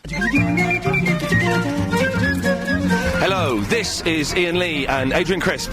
Hi. We're off to our top secret location once again to meet someone for or rather they're meeting me for 22 minutes. I don't care about meeting them. And they're going to buy me a drink. Chris, who are we meeting today? Mark. Okay, what do we know about Mark? He's ill. Right, what, terminal or something, is it? No, he's ill. He's not coming. What? He's not coming. Well, what? Why are we heading to our top secret location there? This is going to be... Should we go back? Yeah. Nice one. So if you want to meet me for 22 minutes, you just go to lbc.co.uk, go and have a look at my page, and there are details there. Basically, you send me an email with your phone number, a little bit about yourself, and, we meet and that's it. But I will not fall in love with anyone, and once the 22 minutes is up, man, we go home. Chris, how's your page doing on the website? Getting a lot of hits, is it? Yeah, got a few. Yeah, getting lots of hits. Why you'd bother anyway? Jonathan! Oh, hi, Ian. Hello. They didn't turn up yesterday, then? Well, he was sick, apparently. Oh, right. Well, I wanted actually to talk about an erotic dance. It's much, much more erotic than belly dancing. I've just thought of an erotic dance, but go on. Yeah, okay. Well, what's yours, then? Pole dancing. Oh, yeah. Have you ever seen a good pole dancer? They are now, let me, I've only seen them on telly, just before we get this straight, but a good pole dancer is fantastic. Yeah. They hang upside down on a metal pole with their legs wrapped around it, and they're wearing boots and hot pants. That's not easy to do. No. I mean, I was in a bar in San Francisco where a bloke was pole dancing, and he had oil all over him. How can you hold on to a pole when you're oily? Well, It's a lot of skill. He was sliding up and down it, wasn't he? A lot of skill there. Anyway, what dance did you want to suggest? Well, mine, do you remember the bump and grind? You must. The bump and the grind? No, I don't. Where you bump the hips to the side, then, this is my friend in Cornwall, Cedric Ramsbottom, he taught me this. Yes. You thrust your below parts towards each other and tap. Oh. Then you tap to the side, then you tap your bums. So you do 2 bums, 2 side and 2 at the front. But what, are you surrounded by people? No, you do it with the same person. Well, you could do it with 2 or 3 people, that'd be fun. So you bump and... That sounds almost as sexy as that whoops upside my head dance. No. Where you'd sit on the floor and go rowing. What was that all about? Jeez! I've never, ever done anything like that. That's awful. No. I don't know anybody could do that. No, nor do I. Jonathan, it sounds the most unerotic thing I've ever...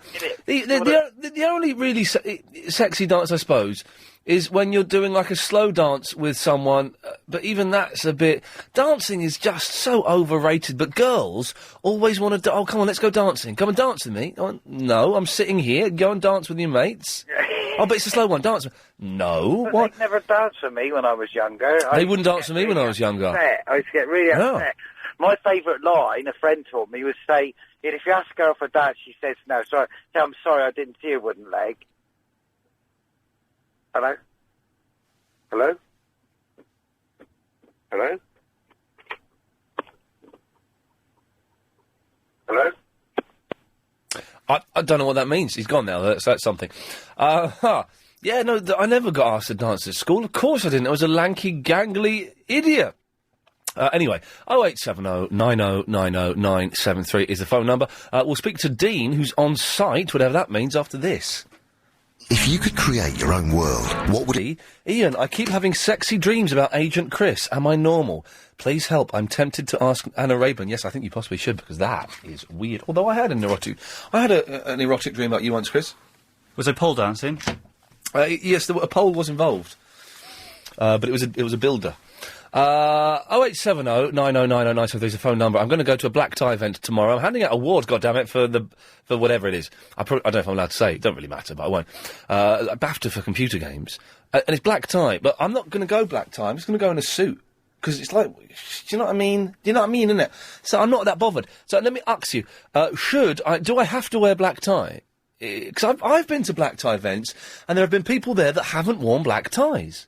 That have just worn suits. And you think, well, if they can do it, why can't I? Dean! Afternoon, Ian. Do you go to many black tie events, Dean? No, it's not my cup of tea. No, not really my cup of tea, but, we do these things. Ian, at the start of the show, I heard you ask what a banksman is. I can assist you with that question. Good lad, yes, this is brilliant. This is all, I throw this stuff out and I forget to follow it. Right, okay. So earlier on today, I was driving past a narrow little sort of cul-de-sac, and there was a sign that said, no reversing unless being guided by a banksman. Yes. What is a banksman? Well, a banksman works in conjunction with a crane driver. He's the eyes on the ground. He gives the signals and guides the crane driver. Right. Via radios. So he's kind of in charge of just telling him where to go and stuff? Well, especially if it's a blind lift, or as the lorry driver can't see reversing out, then he'd have to be assisted by a banksman, yeah. And how does one become a banksman? Because it sounds, no disrespect. Are you a banksman, Dean? I'm a tower crane driver. I'm a crane driver. Oh, okay. You're not in your crane now, are you? I certainly am, yeah. My banksman's listening to every word. It sounded... so your bosses are downstairs and they know that you're on the wireless, are they? Yeah, they do, yeah, they're listening. Okay. How high up are you, Dean? I'm only on the small one. I'm only 37 metres high. Oh, bottler. Okay, fine. I've been 116 metres high, my biggest crane. And how do you get up there? Do you have to climb a ladder, I suppose, do you? So, yeah, you do, yeah. Jeez, man, doesn't that... I look at those things, and I can't look at them for too long because it makes me feel nervous and sick. But you climb up there, don't you get terrified? When it's windy, I mean, you're a high crane, and when the ladder's wet and slippery, yeah, it gets a bit, a bit scary. Ever slipped off the ladder? No, I haven't. No, thank God. No, thankfully not. No. Oh, Dean, it sounds terrifying. How do I become a banksman? Because it sounds like the dossiest job in the world. It wouldn't be happy if you... Left of it. Right hand down. Back. No, we got radios. It's a bit more high-tech than that, Ian. Okay, radios. So you don't even have to shout. You just press a button. Actually, my banksman is called Bogdan. He's listening right now on the radio. He's looking up at me now. What's his name? Baldrick? Bogdan. He's Romanian. Bogdan. Oh, Bogdan. Hello, Bogdan. You can hear. He's putting the thumbs up to you. There we go. Good lad. Yes. One more thing, Ian. Yes, sir. I wanted 3 motorbikes, and I took great umbrage with what you said about us motorcyclists. Yeah, you shouldn't be allowed on the road. You should stay up in your crane because you lot don't know how to use the rules of the road properly. You're a danger. And that comes from car drivers who are a little bit jealous at the progress we make. Oh dear, what a shame. I've cut you off, Dean. There we go. Not jealous. If I have to stick in traffic... Oh, I'm watching Deal or No Deal now, and I want to know if she's going to get the... How much money is in that red box? What does it say? Come on the radio, Chris, I can't hear you. 15,000. And who... 15,000? That's not a lot, is it? And who... There was a really hot blonde woman who had a box there. Let's see that blonde woman's box. Where is she gone? Not her, not him. If anyone's watching Deal or No Deal, can you let me know... Well, you won't be listening to this, so it's almost pointless. Where's the blonde woman? Oh, God. Maz, bear with me a second. I'm trying to find the blonde woman, or Deal or No Deal. I'm going to go and turn it on as well. Go and turn it on as well, and see if you can see the blonde woman. Charles, you're not watching Deal or No Deal, are you? No. Okay. I'm sitting in another room, all quiet, by my television. Well, keep stump. Right, so she's gone for box number 8. I'll find it. No, hang on. It's on Channel 4, love. Oh, okay. Gosh, you can't find Deal or No Deal. It's like the most popular show in the world. You can't find it. You found it yet, Maz? Yeah, found it. You got it. Okay. Right. Well, can we just watch Deal or No Deal for a second? Let's see what happens. And let me play. Can we have my Burley down to about a quarter? I'm going to play some music while we're waiting.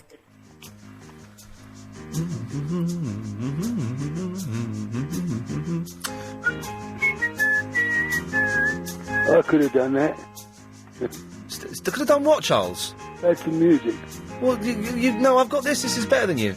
You can't even play the piano. You don't know yet. You don't know what? Yeah, did you, Shush. Okay. She's opening box number 7. It's a quid! So she's got 2 boxes now. How? Well done. Well done. So if her box is 10 pence, she's in trouble. Look at him. Who's he? I never watched this before. Oh, it's really good.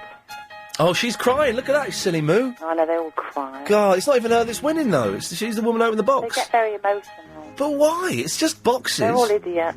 They are all idiots, I think. It's a strange thing to... They all live in a hotel for months, don't they? I know. And they all, get on. That's why it's all, friendly. Oh, look at her clapping like a silly... Oh, wow, look. It's down to 2. There we go. Let's see what's... Just Edmonds, open up her box. Come on. Rip that thing and open it up. Force your way in. Let's have a look. There we go. It's not really the greatest radio in the world, but this programme's too addictive. This is quite exciting, actually, isn't it? It is quite exciting. Normally I just watch the beginning and then I just watch the end. I've seen bits of it, but I've never seen the actual ending of it. You want to slap Edmund's face, though, don't you? Mm. Oh, listen, he's going to the banker. We'll come back after these ads. Okay.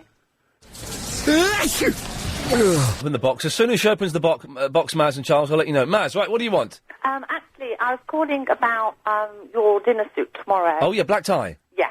Okay, fair enough, you can go. A lot of people do that now, they go in suits. But especially with your height, everything, you'd look so nice in one. And it's a sign of respect. It's just, you'd look fabulous. Okay, I'll tell you why I won't look fabulous, because my tuxedo is a very, very cheap one, which doesn't look that nice. And also the shirt sleeves aren't long enough for me. Yeah, but why don't you just go down the road to the hire shop and you can hire one for because their shirt sleeves don't fit. They do not fit. Lewis, they sell really nice dress shirts, and then it'll come in handy for another event. Maz, listen to me. I cannot get shirt sleeves. I've got really long, ridiculously long monkey arms. Yeah. And I cannot get, with any ease, shirt sleeves that are big enough for me. Oh, because you'd look so nice, and it's a sign of respect, and that's what's lacking this day. And this is killing 2 birds with one stone. Respect? Can I still speak? Yeah. Yeah. Oh. The lady that was on before being really, really nasty about old people. Yes. Well, she'll be old herself one day, and I hope no one shows her any sympathy. And if she has children, obviously, with her attitude, this is where the lack of respect is children today when they've got parents like that. Right. So I just wanted to say that as well, if you don't mind. Oh, blimey. You've got bee in your bonnet and you love? No, it's just... No, I'm not an old person. You sound about 55. We were just talking about children and lack of respect today, and it comes from the parents.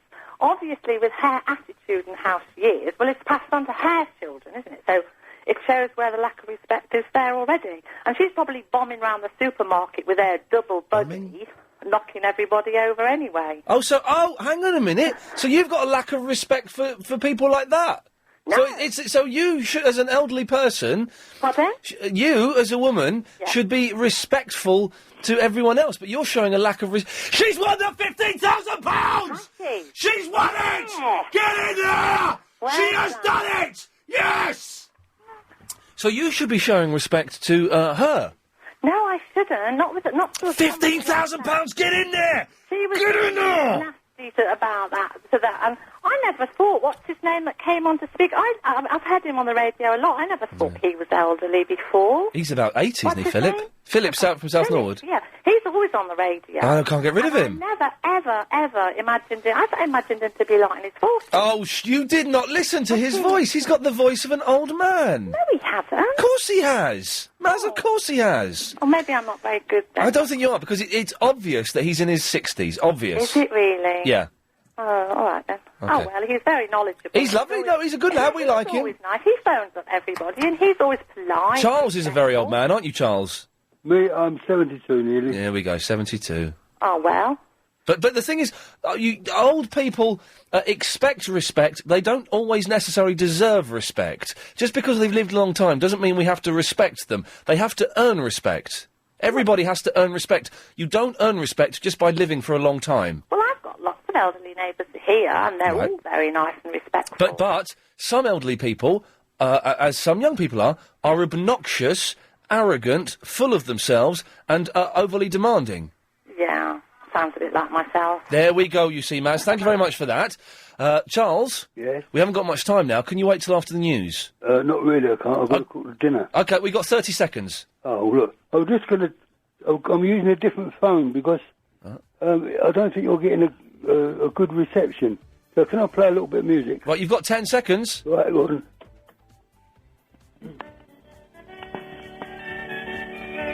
What?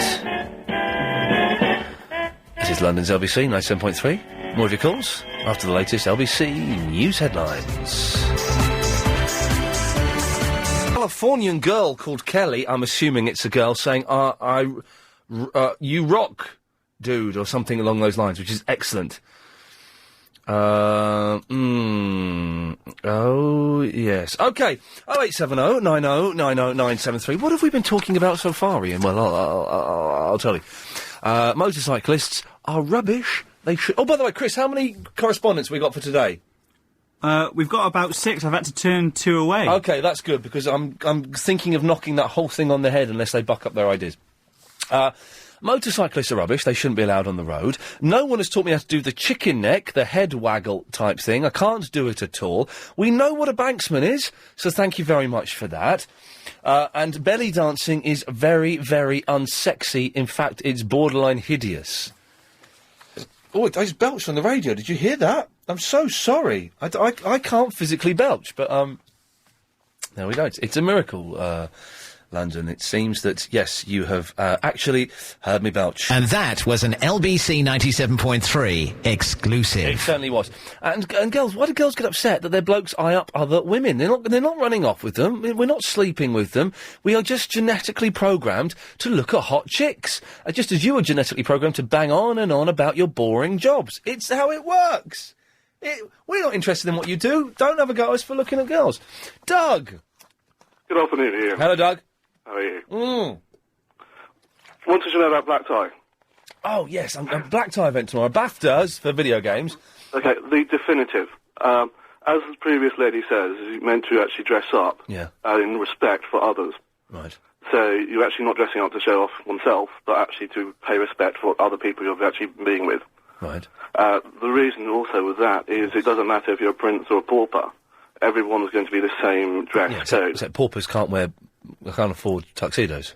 They can potentially are, if they require. But the idea is it doesn't matter what you're wearing as a person inside. Why are you pretending to talk posh? No.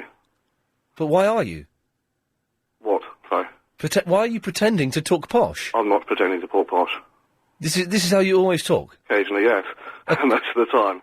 Occasionally? Yes, I used to live in Australia, and I had an Australian accent at that point. But Australian isn't posh. You talk posh now. I was born in Windsor and grew up around the area. Oh, OK. All right. So, around Ascot area. You live in Reading now, which isn't posh, is it? I live Reading during the week and Ascot in the weekends. Oh, OK, fine. I run a company now. So, you're saying I have to wear a black tie, even though I only found out about this yesterday, even though my tuxedo has not been dry cleaned, even though it's a slightly rubbish tuxedo that looks cack, even though my shirt sleeves aren't long enough for me. Okay. On the actual invitation on the bottom left should actually state what the dress code would be. Hang on, let me go. Stay there. I'll go and get the invitation. It's in the other room. Hang on a minute. Let's have a... Oh, right. Let's have a little look. Let's see what we've got here. Right. So it'd be black tie or black tie preferred is the actual standard etiquette. Invitation. OK. The British Academy Video Games Awards, Thursday, October the 5th.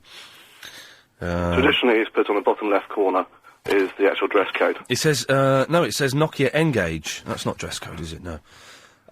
This is going with tradition, what everyone does nowadays, by the way. No, it doesn't say on the thing, but it does say on... I've got a letter that says, Ian, thank you for coming. Dress black tie. OK. With traditional things, it would have been put on the invitation at bottom left. Right. As it's a non-traditional area, it is up to you what you wear. Had it been formally traditionally, you should have... Right, so hang on. If it said black tie on the bottom left-hand side of the ticket... Yes, bottom right would be RSVP, and bottom left would be the actual dress code.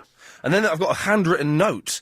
Thanks for agreeing to present. It is black tie. Well, they've double doubled me up black tie wise. Then it obviously is sort of black tie, because you're showing respect for others. Even with the dress code, I've been to a function a couple of years ago at the Eden Project. Right. I was sitting next to a gentleman, and I didn't realise until he started chatting and until he informed me that he was actually wearing his grandfather's. Why are you pretending to talk posh? I'm not. You don't talk like this, Doug. Yes. You're putting on a posh voice, aren't you? No, I was brought up this way. What way? This way. One's way. What? You were brought up... I was brought up this way when I was in Australia. I actually picked up an Australian accent, and now I'm back in this country. You were brought up one's way? Yes. This way. And one converses in this fashion? One can. What, does one? Does one? One can indeed. Does one? Sorry, Ian? The question wasn't can one, the question is does one? One can. No, that's not the question. That is an answer, though. No, that's not the wrong answer to the question. You've answered the question, can one? I've asked, does one? One does. There we go, thank you. That was odd, wasn't it? That was very odd.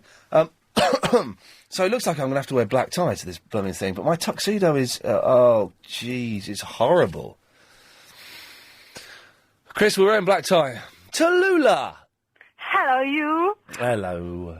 You see, that's why I'm only going to rock concerts, because then you can do what you like. Yeah, exactly. Oh, I feel like an idiot now. Well, can't you cheat? Go in with a black tie and then take it off and say, oh, I can't, I feel sick, I have to get... Well, the thing is, I was going to wear just my normal suit, and, you know, you do see people at these things wearing a normal suit. Yeah, but just take one for the going in, and then I take it off and you get it your way. But I have to go up and present an award. Oh, well, then you should quickly put it back on again, and then... Well, I might as well just wear the black tie for the whole thing, then. You lunatic. Hey, I have to tell you something about this lady who complains about pensioner at the weekend. Oh, yeah. You see, have you ever watched ladies going shopping? They look as if they are completely stressed. They should put some mirrors in supermarkets so every now and then a lady can check her face. Oh. How she looks. Don't put mirrors in supermarkets, because girls, whenever they see a mirror, they stop and have a look in it. But, you see, let me tell you the positive about pensioner at the weekend where it's the worst. Yes. You know, they function as a bumper to cool down the speed, to let the ladies not be as fast and as... But sometimes you need speed, and anything that slows you down, yes, it should be relaxing, but it has the opposite effect, and one finds that one is getting stressed. Well, one should try to enjoy shopping and not making a stress area, a speeding offence, Yes. a nightmare. Yes. And pensioners want to mingle in with these. Yeah, but listen, it wasn't before anyone starts having a go. And what will happen now is a lot of old people will phone up Clive Bull tonight between 8 and 12 and say that I have been slagging off old people. It wasn't me that said that. It was Joe, wasn't it? I think who was doing that. It wasn't. I have not been knocking old people. It was a very unhealthy thinking woman. Yes. Yes, I don't know what that means. Okay, Tallulah, anything else? Oh well, you see, rock and roll. I put your picture on MySpace in my photo gallery where my buddy's doing, and Chris. Excellent. Yes. Well, that's good. So, yes, 0870 90 90 973 is the phone number if you want to give us a call. Coming up in the next, I don't know, like 25 minutes or something, we've got the 5:38 Daily Correspondent Update, and luckily some people have called in today, which is good. Wow, look, Blue Peter's on. I haven't seen that for a long time. I thought they'd got rid of Blue Peter. More of your calls after we've had some of this. I had a girlfriend once, and I looked at a girl, and she made me eat maggots for the rest of my life, and now the maggots are hungry, I've got to go.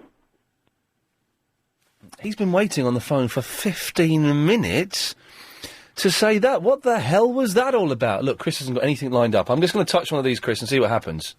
Because you thought that Gary was going to be the call for the show, and obviously he wasn't. Let's see what's happening here. Oh dear, we could be into a little bit of a... Hello? Hello, Martin, it's Ian, you're on the radio. Oh, sorry. Well, don't apologise. No, I was doing something there. To break your back, Ian. Yes, Martin. How tall is Agent Chris? Chris, how tall are you, Chris? 6'1". He's about 6'2". He's 6'2". Yeah, but I'm just saying, if two of you stand back to back and then link arms. Oh, yeah. And then if he bends forward, lifting you off your feet. Come in. Yeah, I know what you mean. Come in, Chris. We can do this. All right. Hang on a second. Right. So, Chris, you've got to stand with your back to me. Yeah. All right, and you link arms. And then he tips me over, does he, Martin? Yeah, he leans forward and then he shakes you as soon as you're off your feet. Go on. Shake you. Oh, gee! Ow! Ow! Ow!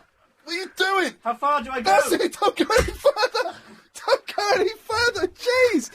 What are you doing? How far was I supposed to Not go? that far! Do it, come on, do it properly. But don't go any further than that. He nearly tipped me right over, Martin. No, you just go about a foot off the ground. Just lift you about a foot off the ground. Go on, go. There. Now just waggle me. Oh, ow! Ow! Right, put me back. Oh, jeez. Is that all right? That's made it worse. Now that'll stretch that bottom muscle there on the back. No, there. Martin, it was just below the shoulder it hurts. Oh, sorry, I thought it was lower back. Sorry. For God's sakes, it was the shoulder. My bottom touched your bottom, Chris. I'm not wearing any underwear. Oh, God. I thought I was 4 layers away. I was only 3. Farah. Hi. Hello there. How are you doing? Well, I've hurt my back even more now because of that idiot's advice. Yeah, it's just a bit of lactic acid left in there because you haven't used the muscle for a long time. Just do a couple more times and you'll be all right. It'll be better, will it? Absolutely. That's it, is it? Absolutely. And you need a tuxedo for tonight. I've got to wear one, have I? Well, do you need one? You say if you have to wear one, you can borrow mine. I have, if you want a tuxedo, I can lend you a tuxedo. But we might not be the same size. You sound like a fat man. No, excuse me. You just you have the voice of a fat man. That's all I'm saying. No, I'm 6'1". I'm about 12 and a half. Too short. I'm 6'1" short and 12 and a half stone. All right, steady on. Fat. Let's say. Yes. No, let's speak your language. Okay, fair. No, you're too short. Out of people a lot. You're too short for me. I'm too short for you. Well, but thank you. That's a very generous offer. Thank you. Absolutely. Okay, you're welcome. Good lad. Thank you very much. 0870 90 90 973 is the phone number. Yes, people are emailing in to tell me that my Wikipedia website, you know the Wikipedia thing, it's been vandalised again. It's just absolute nonsense. Iain, let's have a look at some of the things on here. Oh, there's a picture of me. Iain is best known for his starring role in the 2005 hit movie Brokeback Mountain, in which he played a homosexual cowboy. Iain has had 2 major roles in BBC sitcoms My Family and 2 pints of lager and a packet of crisps. Oh, dear God. Iain's sexuality has recently been in question due to an on-air revelation by Lee. In his LBC show, Iain admitted his lust for Dragon's Den multi-millionaire Duncan Bannatyne. Having met Duncan that same morning at Whiteley Shopping Centre in Bayswater, Iain said something came over him. Yeah, I wouldn't say it was lust that I felt for him. It was just, I probably would. And then there's other slanderous... Iain Lee broke up with his longtime partner, musical legend Desiree. What is going on? Conrad! How you doing, Iain? I'm upset by, lies about you. Sorry? They're telling lies about you. They are telling lies about me on the Wikipedia website. Can you sue them? No, don't really care, to be honest. It'll be fine. Someone will fix it. It'll be fine. Exactly. Yeah, I was going to say, dancing, sexy dancing. Yeah. It's actually about the person doing it. Okay, you're wrong, but carry on. Okay. Have you seen this From Dusk to Dawn?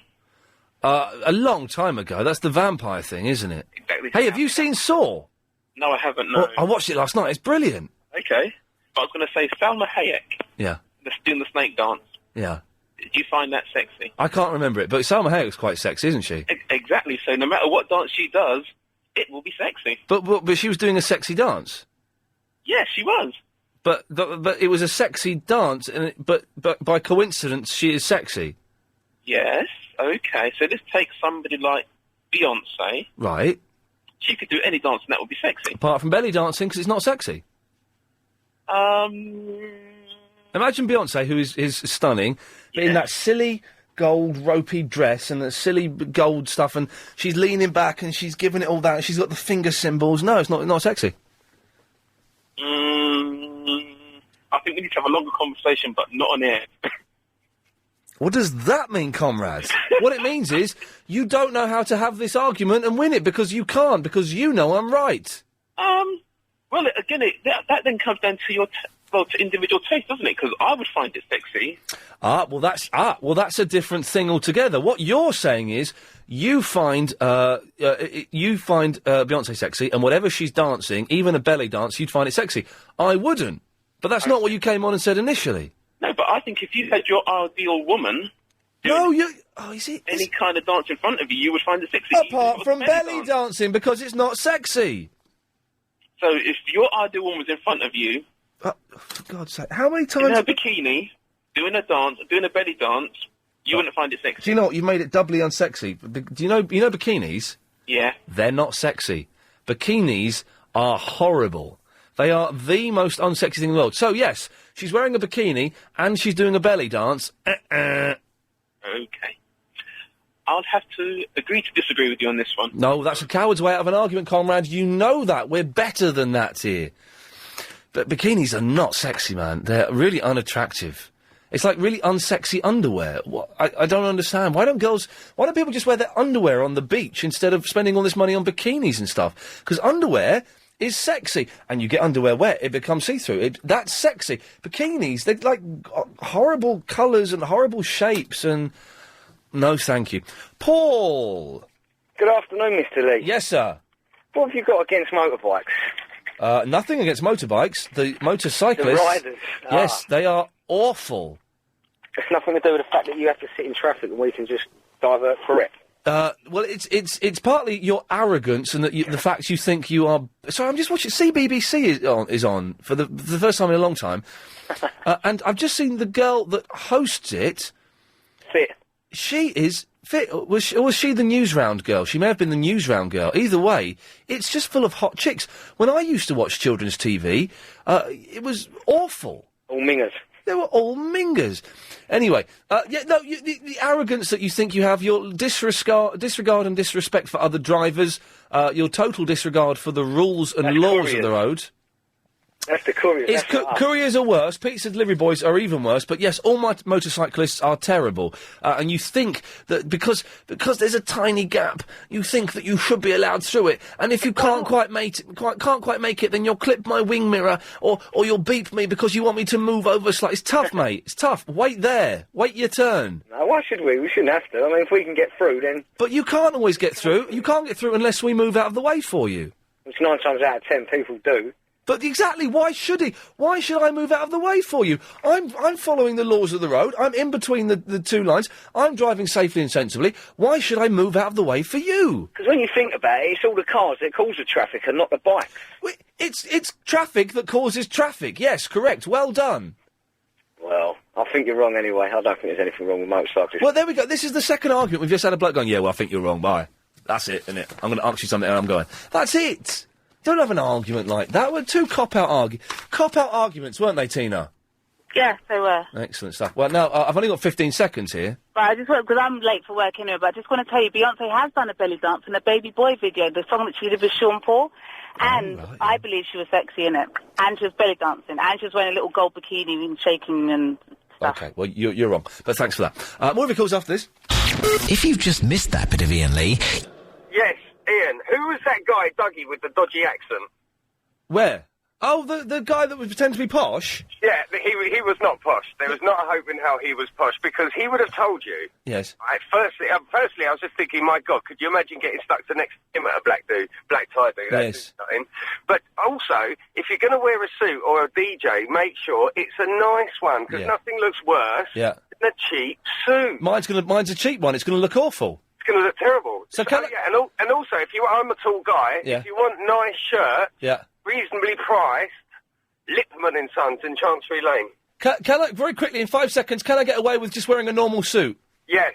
Oh, good lad, that's what I wanted to hear. Thank you very much for that, Bruce. Good boy. Available on DA. Trip for two to New York City. with Continental Airlines flying from award-winning London Gatwick. All this week with Nick Ferrari at breakfast. You'll be flying from London Gatwick with Continental Airlines, which are both award winners. Nick will be asking you questions about other famous award winners. Check out New York. Check in London Gatwick with Nick Ferrari at breakfast, weekday mornings from 7. The 5:38 Daily Correspondent update coming up in 4 minutes. Triple M at 6 o'clock. Nancy's in the Stevenage. Hello, Ian. Hello. Hiya. Yay. I just wanted to talk to you about motorbikes first of all. Yes. I agree 99% with the motorbikes and that they are a pain in the backside. Yes. But as I was driving in and you were talking about it, Yes. I had a guy on a motorbike behind me, and I was going fairly fast. Yeah. As you do. As you and do. he was weaving behind me, but dancing. He was waving his head around and dancing, and his little hand was moving as well. dancing on he the was kind of motorbike? weaving and dancing on his motorbike, which I found quite funny, so I obliged and moved over Yeah. and let him go past. Right, what? Then he gave me a little wave to say thank you, and off he went on his way. So you've been flirting with a motorcyclist? Do you know, I would have liked to, but, you know, What? married woman, you know, don't do flirting. Have you... Of course you do flirting as a married woman. Married women are the best flirters. Because oh, you really? You are Because protected... we're married. Because you're married, you are protected by that wedding ring that you're wearing, which means, unless you're filth, it means you can flirt as much as you want, nothing is going to happen. Yeah, true, absolutely, because I couldn't do anything to my poor little hubby. No. Definitely. No. Listen, I want to say... Is this her real motorbikes, yeah, no good, but Yeah. transit vans want to kill them. Is this your real voice, Nancy? It is my real voice. Why? What's wrong with my... Are you criticising voices today, or what? Well, no, wasn't criticising. I was just asking, see if you're putting on a funny voice or something. No, this is my voice. Wow. Does it ever hold you back? Hey? No. Okay. Listen, you, right? Your voice ain't exactly perfect. Anyway, transit vans. Answer the question. What was the question? I couldn't Don't understand you think it. they're a pain? Too nasal. Yes. It was. Yes, it's they're a pain. They are a pain. You're real, like, picky today, aren't you? Are you flirting with Are you me? in a... No, I don't want to flirt with you today now, because you're picking on people. I'm not picking... What have I said? You want to make me cry now? I don't want to make you... nasally voice. I don't want to make you cry. I'm just... And if I had a deep husky voice... It is, listen, it is quite... I don't do deep husky. No, you don't listen either. It is quite nasally, but that's not an insult. That's just a description. That's a description. Yes. Okay, Mr. 6'3" guy can't get a tuxedo to fit him for love nor money. I can't, because I've got really long monkey arms. Why don't you go to a tailor's and have one made? 'Cause I'm sure you earn loads of them. I earn stack loads. I'm Considering loaded. you're having your flat done up. Well, I'm having the bathroom done up. I had to cancel the decorating because I couldn't afford it in the end. No way. Yes, right. Well, I went and got the last suit I got made was brown. I'm never going to wear that. That was silly. That would have been a few years ago. Well, no, it was in your heyday. It was 3 months when ago. You were young. It was. Oh God! Now who's having a go? Well, you know, I have to get one back for the others that you pick on, like the Yes. guy who was talking posh and He was talking posh. the guy who was talking posh though. Was putting that voice on, wasn't he? I don't think he was. I think you were putting the voice on more than he was when you This is started One Does One. Oh, of course I was, because I was taking the mickey out of him. And I'll start taking the mickey out of you soon, Nancy. And so does anyone take the mickey out of you then? No, they don't bother. There we go. 0870 9090973. Oh, look at the new opening titles to Neighbours. That's like a. It's like the producer of Neighbours decided to drop some acid or something and thought, how can we make Neighbours more psychedelic and hip? I know, let's have them in a cartoon world. It's like Neighbours meets The Simpsons. It's incredible. Oh, it's 5:38. It's time for the daily 5:38 Daily Correspondent Update. Brought to you every day. Daily. Get Kev, go! Kev! Oh, Bell's teeth. Right, okay, hang on a second. I'll have to click this now, don't I? This is Matt in the Heathrow, the kart fishing and UFC correspondent. With the memory of UFC 63 ringing in our ears, we are already getting very excited about UFC 64, which will be coming up on the 14th of October, which will show yet another grudge match between Tito Ortiz and the most dangerous man in the world, Ken Shamrock. In this UFC correspondent's opinion, Shamrock will be beaten badly as he has next to no ground game and will just get pounded and will bleed a lot. More news next week. Hi, I'm Annabelle from the Woodford, the Supercars and Kid Uber veteran correspondent, and here is my update. The new Lexus hybrid range uses eco-friendly hydrogen when you go under 60 miles per hour, and when you go faster, it uses petrol. So for a more eco-friendly and good-looking car, buy a Lexus hybrid. I fancy one of those, yeah, very good. Hi, this is Katja with the horror movie correspondent update. The theremin, what is it? I hear you say. Well, it's an instrument that looks like a big box with 2 antennas and has been used in countless horror movies. Here's 5 seconds of it.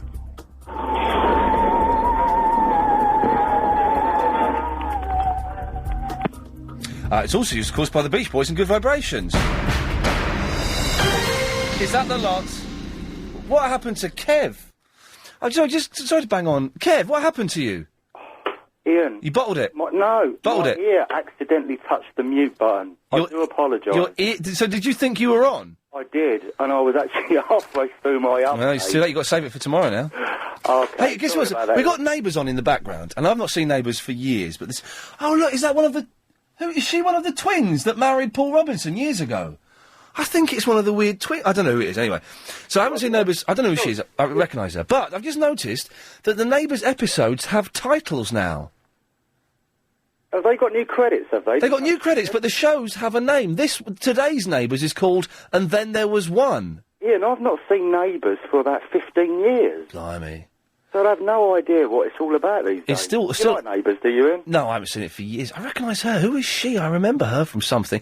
It's full of hot girls, though, and hot older women as well. Oh, my gosh, Ian. Is that Paul Robinson? Paul Robinson, who's lost a leg. I think he's lost a leg. His leg's got blown up or something. Crikey, I'm going to have to give Coronation Street a knock on the head, Ian. Yeah, exactly. Start watching Neighbours after the show. They're good lads, thank you. Daniel! Hello there, how are you? Yes.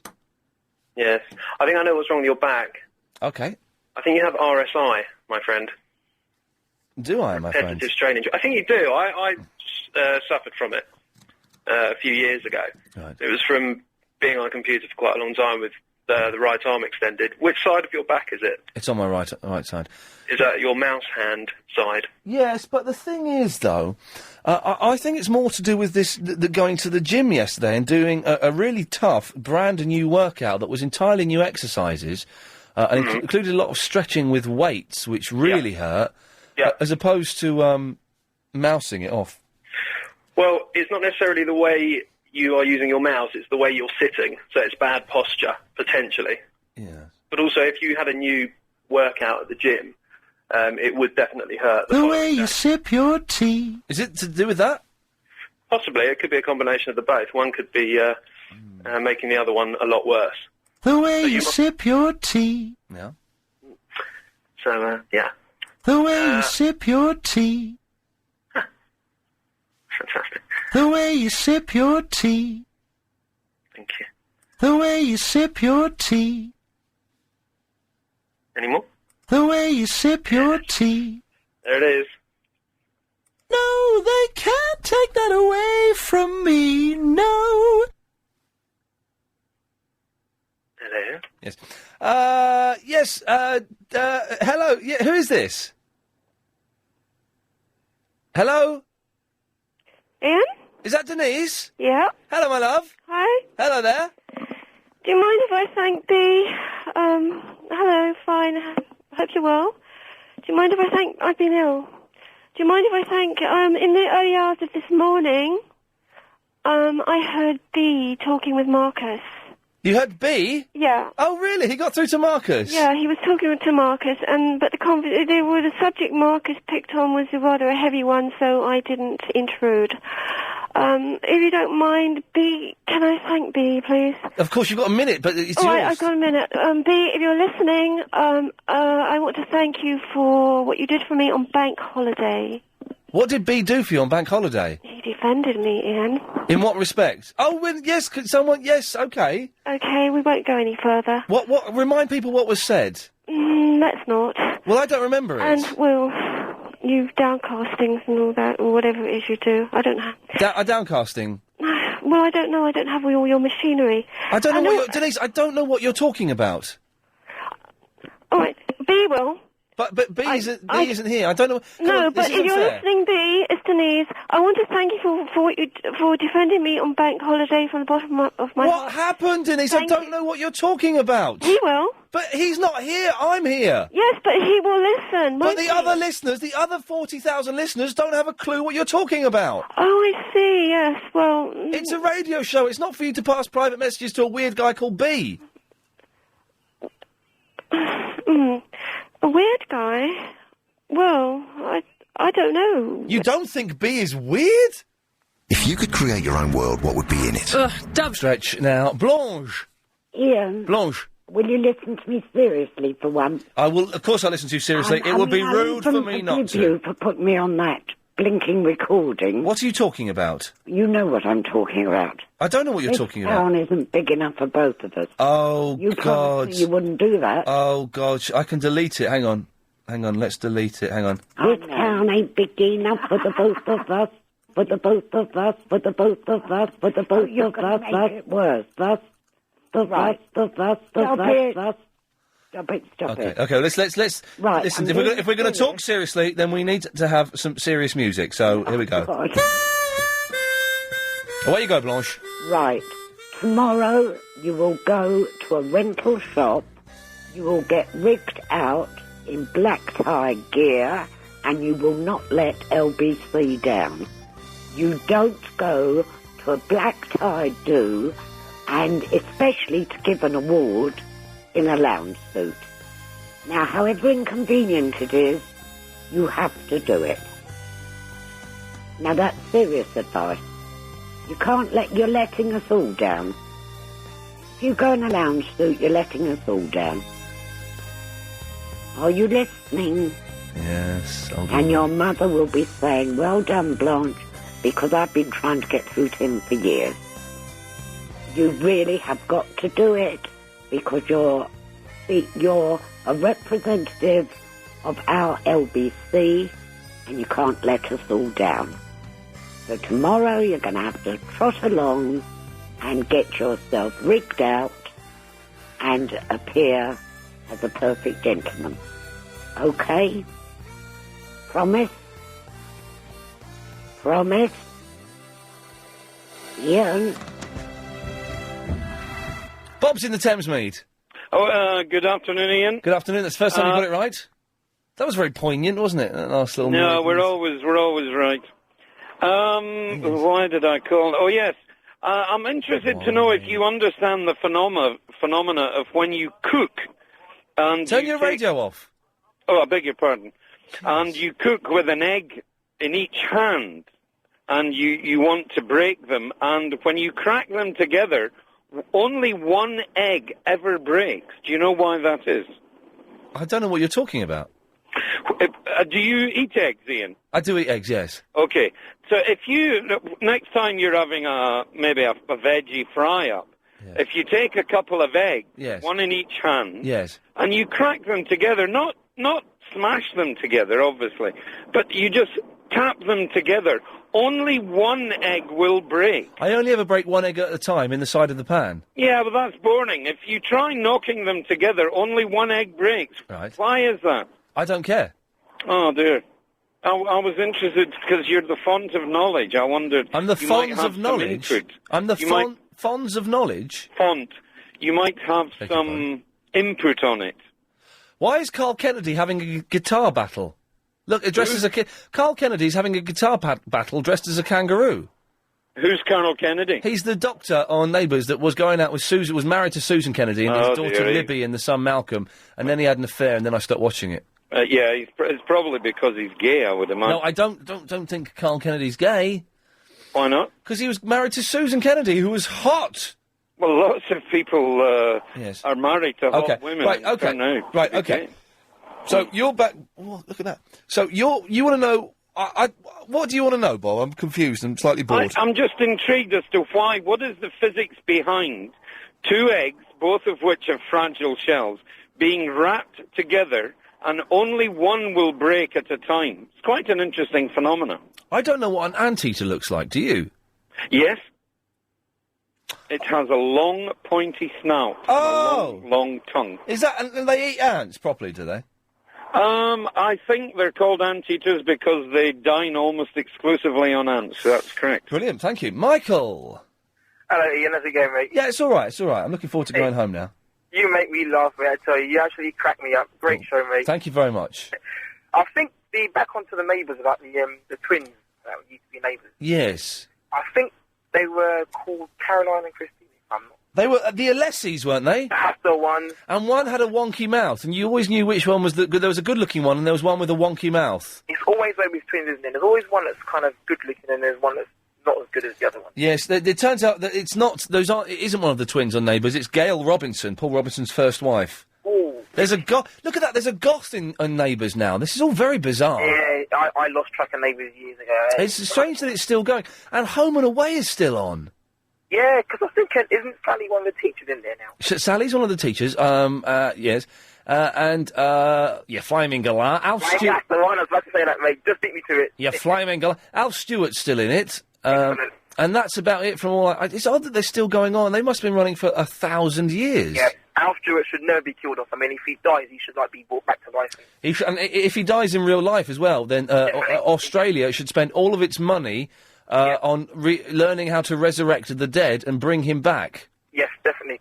And other thing put on to mention, last time I called you, I had a really bad line, and I decided to try and be snazzy and get one of those fancy Bluetooth headsets that was in 24 when Evil Graham, when he was talking to the president. Oh, yes. Yeah, I got one. Looks all really nice and fancy. Load of crap. Yeah, the Bluetooth headsets I don't think are very good. I mean, the sound quality on the majority of them is atrocious. Yeah, people have problems hearing me a lot, and it sounds like I'm through a wind tunnel. Yes, Michael, use your hands, good lad, for the telephone.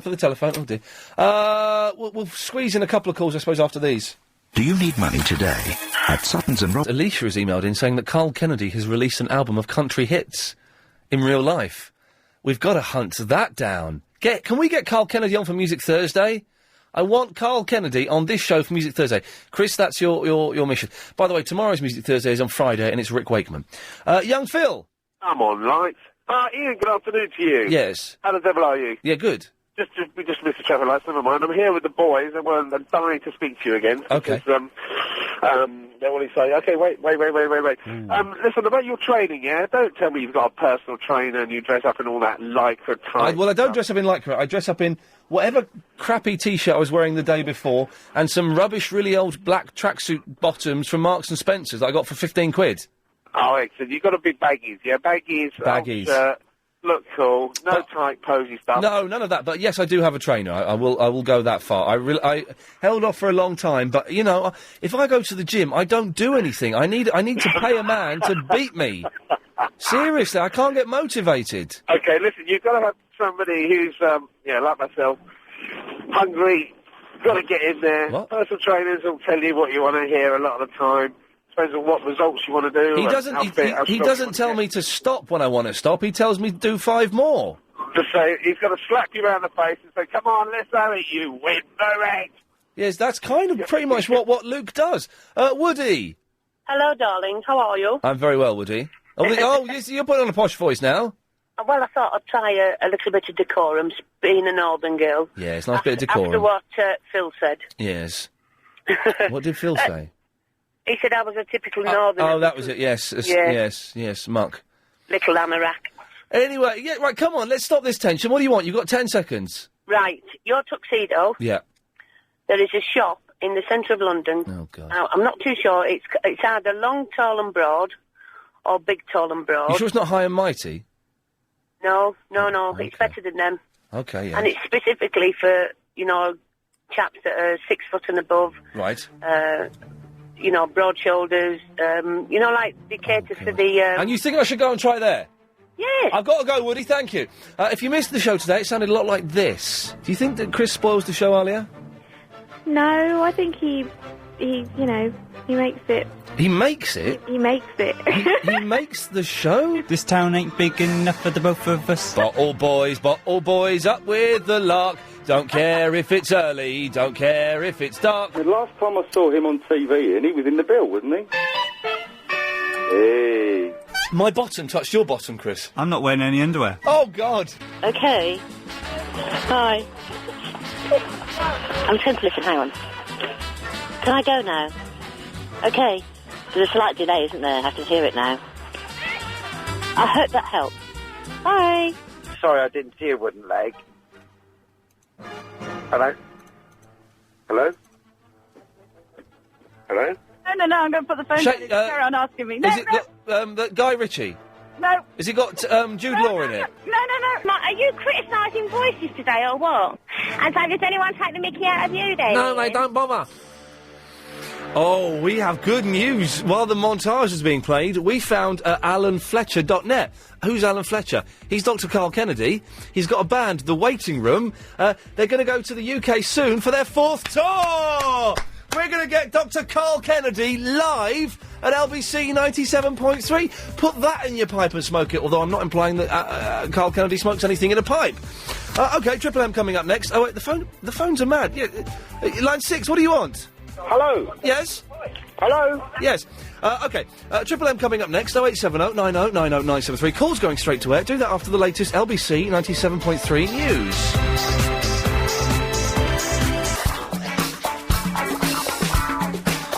Oh, so my phone is on, and I've got an interesting text on my phone. I shouldn't be having that on, really, but, well, there you go. OK, 0870 909. Oh, listen, if you don't know the rules, it's tough. Line 1, you're on the wireless. If those pompous, posh people are so insecure that they feel the need to dictate to you what they think you should wear as a way of showing respect to them, then they do not deserve respect, and therefore you should wear any old scruff that makes you feel comfortable. Praddy. And if they're not happy with that, tell them to get stuffed. Praddy.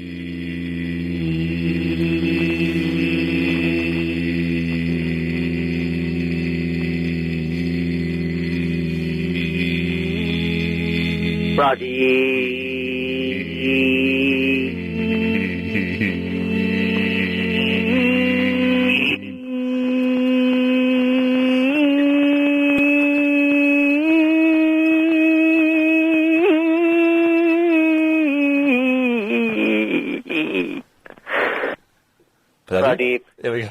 That was fun, wasn't it? Sometimes these things just fall into place and work nicely. Line 9, you're on the wireless. Hello. Oh, and then sometimes Graham calls in. How are you today? Do you know what, Graham? I'm in a very, very good mood.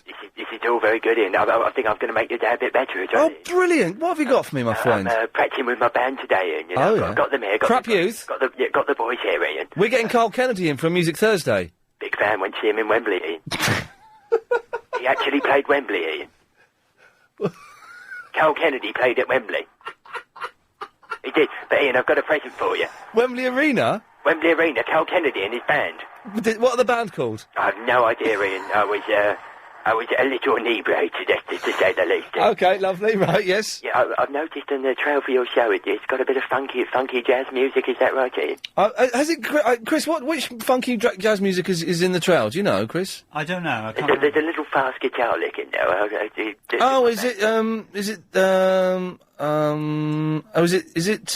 Is it this? Jump in my car. I wanna take you home. It's not that one, Ian, but I've written one for you myself, and me and the boys will play it for you now. Oh, away you go, lovely. I mean, if you just want to listen to it for a minute or so and then cut me off, but I mean, it's if you want to use it as a trail, I don't mind. We won't, but go on. Okay, here it is, Ian. Ready, boys? Okay, Ian, we'll take it away.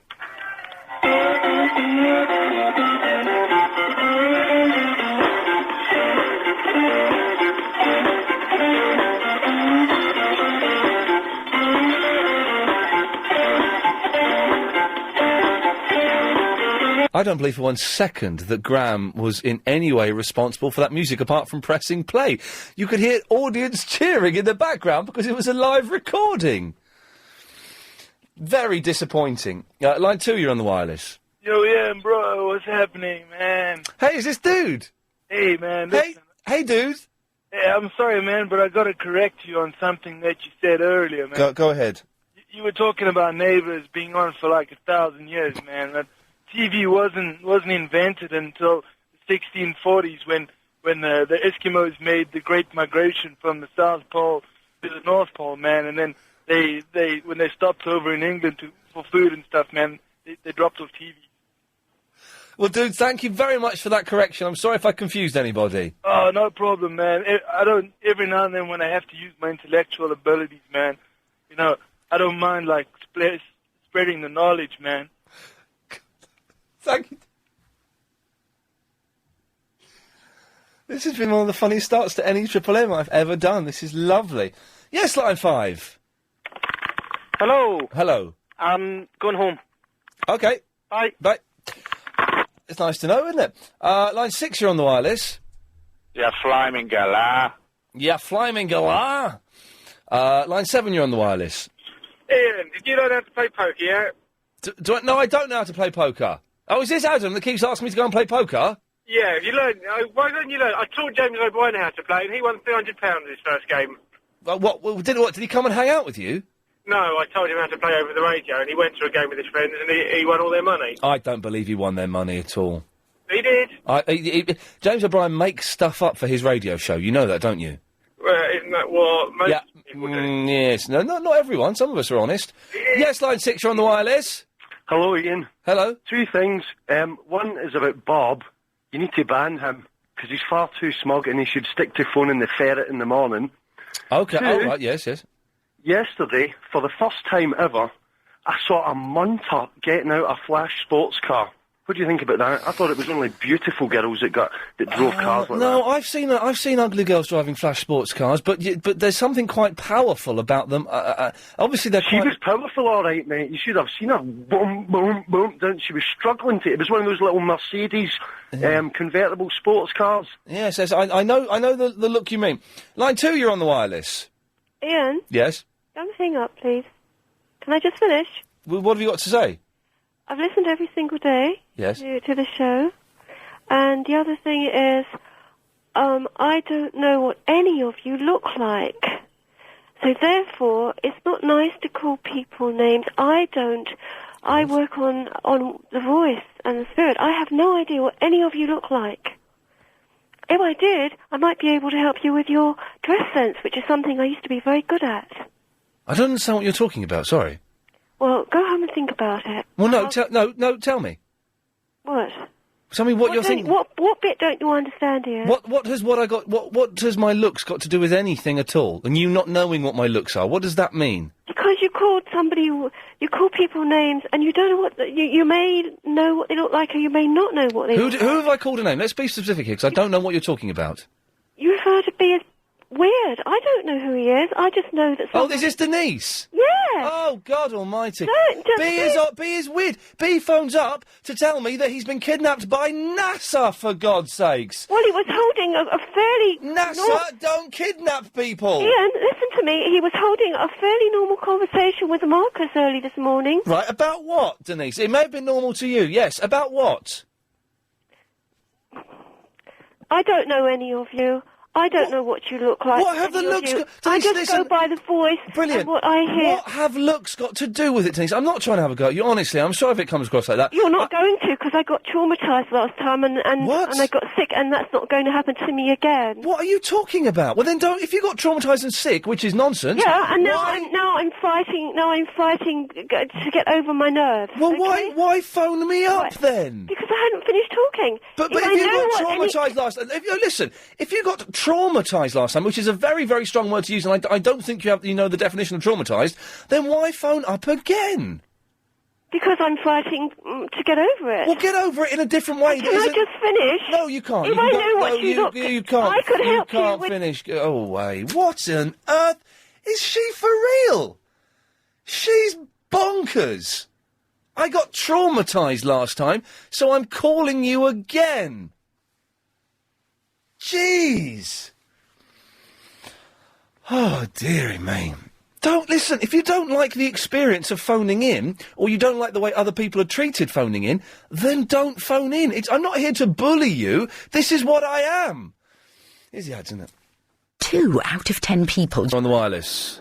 Ian. Yes. What time is it? It's 17 minutes past 6. Thank you very much. Bye. There we go. Good lad. Always happy to help wherever I can. Line 6, you're on the wireless. Ian, I'd just like to say, that woman Yes. is completely mad. I've actually need some counselling as a result of her. Well, I'm sorry you've been traumatised by listening to her. Well, let's not say she's mad, but it was a very odd call, wasn't it? Line 8, you're on the wireless. Hello, Ian. Hello. Kiss Army. Kiss Army, Are you going to the convention? Where is it? It's in Nottingham. I think it's this weekend, isn't it? Or maybe next is weekend. it? Yeah. Oh, no, I can't do it. I normally can't do host it, but I can't do it this year. Oh, no, I missed that. Anyway, Ian. Yes? Belly dancers. Yes? I have to back you up. I think I know who this girl is. Do you know the girl that rang you up earlier, run the Turkish restaurant? Oh, yeah, I think I know who this belly dancer is, and she is very yummy. She's absolutely stunning. But I did once see a belly dancer that looked the spitting image of George Formby. Seriously, my boy even felt ill when he was only about 4 at the time. Yes. And he felt quite sick. Listen, I'm sure this woman is beautiful. Oh, yeah, but it's not sexy. Belly dancing is not sexy. The belly is not an erotic part of the body. It's hideous. And when it's flapping in and out, it's disgusting. Yeah, I know. And motorbikes. Yep. You're right about motorbikes, but Yes. I'd rather have motorbikes than John Galt on his push bike, because I don't really sort of relish the thought of seeing all the flames. Excellent point, Kiss Army. Thank you. Remember, if you've got kids, give them a kiss, give them a hug, tell them that you love them. Line 9, you're on the wireless. Ian, I apologise for earlier copying out my argument with... Well done. We'll stop that there, just in case it goes any further. Line 10, you're on the wireless. Beep, beep, beep. When will you insult Verinda for me? Thank you, Ashley. Line 1, you're on the wireless. Ian, I must tell you, you've got the best show on the radio station in London. You take things personally, but you still give it to them straight. You got my respect, big boy. Good, lad. Thank you very much. That's a very nice thing to say, wasn't it? Line 4, you're on the wireless. Hi, Ian. Just ringing to say I love the show. I listen on my way home. It's a fantastic show. Love all the characters. Especially Bob. He's hilarious. Absolutely hilarious. Oh, blimey. Well, don't say that, because it'll go to his head. Thank you. We've had 2 phone calls in a row saying good things about me. Fingers crossed, this next one's going to slag me off. Line 5, you're on the wireless. Standard. Here you standard. West End final. It's official. Agent Chris doesn't wear underwear. More news tomorrow. Then he goes to listen to himself on the radio. It's true, Chris is commando today. Line 2, you're on the wireless. He's 6'2", his eyes blue, Ian Lee is calling you. Oh, that was disappointing. Yes, line 4. Ian, am I allowed to say WWE Uber Muppet on future correspondent updates? You certainly are. Good lad. Well done. Very noble of you. Line 5, you're on the wireless. You have been traumatised by Ian Lee. Thank you. Yes, line 7. Aubergine. Do you know, they had aubergine. Was it aubergine? They had aubergine yesterday and I nearly got some. But I remember the last time I had it, I got a rash on the roof of my mouth. So I had jacket potato instead, like I always do. Yes, line 10.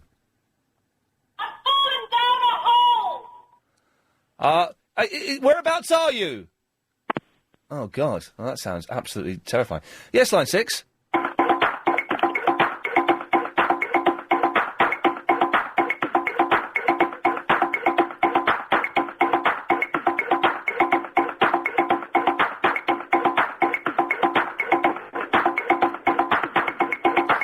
While that's on, let's try and take... bring them down a little bit, please, Chris, and we'll have line 3... Oh, line 3, you're on the wireless. Hey, Ian. Yes. That lady, I think she's suffering from sun and moon exposure. Yeah, possibly. Line 7, you're on the wireless. Hello, Ian. Yes. I'm just phoning up. I want to find out what happened to that old boy that used to ring up. Remember the one with the reindeers? Barry? Yeah, Barry. What happened to him? He calls up every now and then. Don't you worry about him. Line 4, you're on the wireless. Oh, hi. I'd like to ask a question. Go on, then. I'd like to put it to the people listening on the show. On every single dollar bill is written in Latin, Anuit Coptis Norvos Secula Seclorium. And I'd like to know if anyone knows what it means, because I do. OK, well done you. Because I do. Line 7, you're on the wireless. Good evening, this is Pitcher Phil with baseball news. In last night's playoff games, it was the Yankees over Detroit 8-4, St. Louis over San Diego 5-1, and Oakland over Minnesota 3-2. More news soon. Pass it on.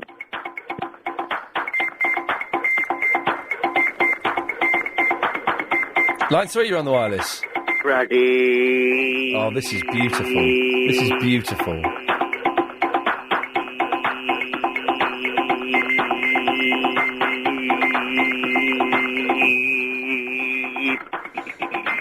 Lovely. This is fantastic.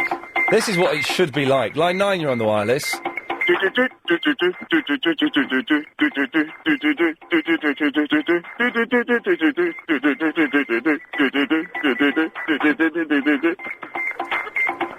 Hey, lad.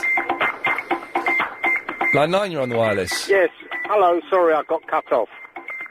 This question I asked about what's written on a dollar bill is very important. I mean, I'm not saying it's big-headed, that I know what it means.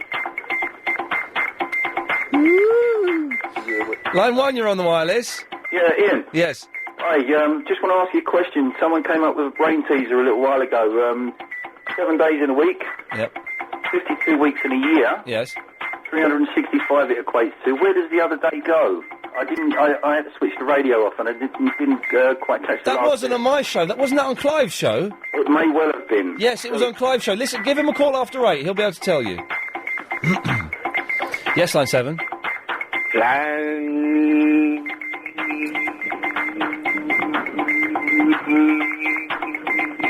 This is what LBC sounds like for a lot of people because of the pirate radio interference. This is what they get. Yes, line 1. If you've missed that bit of Ian Lee, what bit? That bit? Which bit? That bit? Then you can get on for your podcast. Do you know what? I had a dream about that bloke last night. I seriously had a dream. Line 10, you're on the wireless. No, you're not. Line 9, you're on the wireless. Okay, Waldo. Yeah, yes, line 4.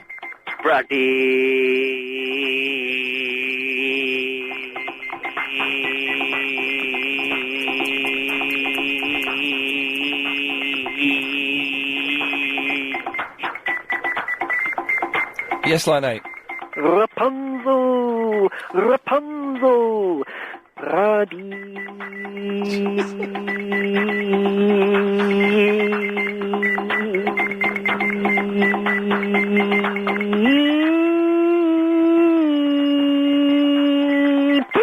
Thank you.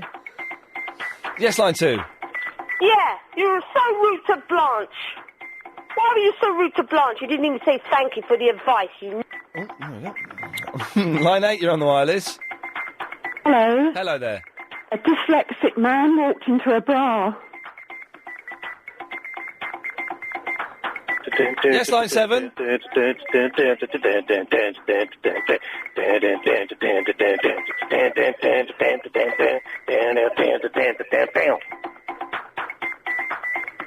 Yes, line 7.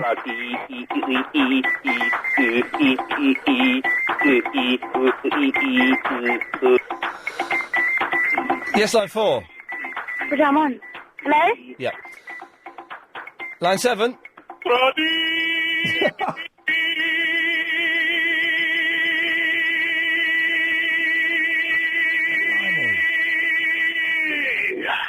Blimey, he's got a set of lungs on him. Yes, line 4. Oh, God almighty. Another 2 minutes. Line 2. La la la la la la la la la la la. Line 9. Hi, Ian. I've got an Alan Fletcher claim to fame. Go on.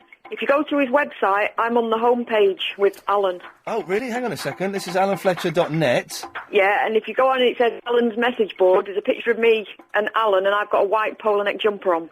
Oh, hang on hang on. Oh, we can't make that picture any bigger, can we?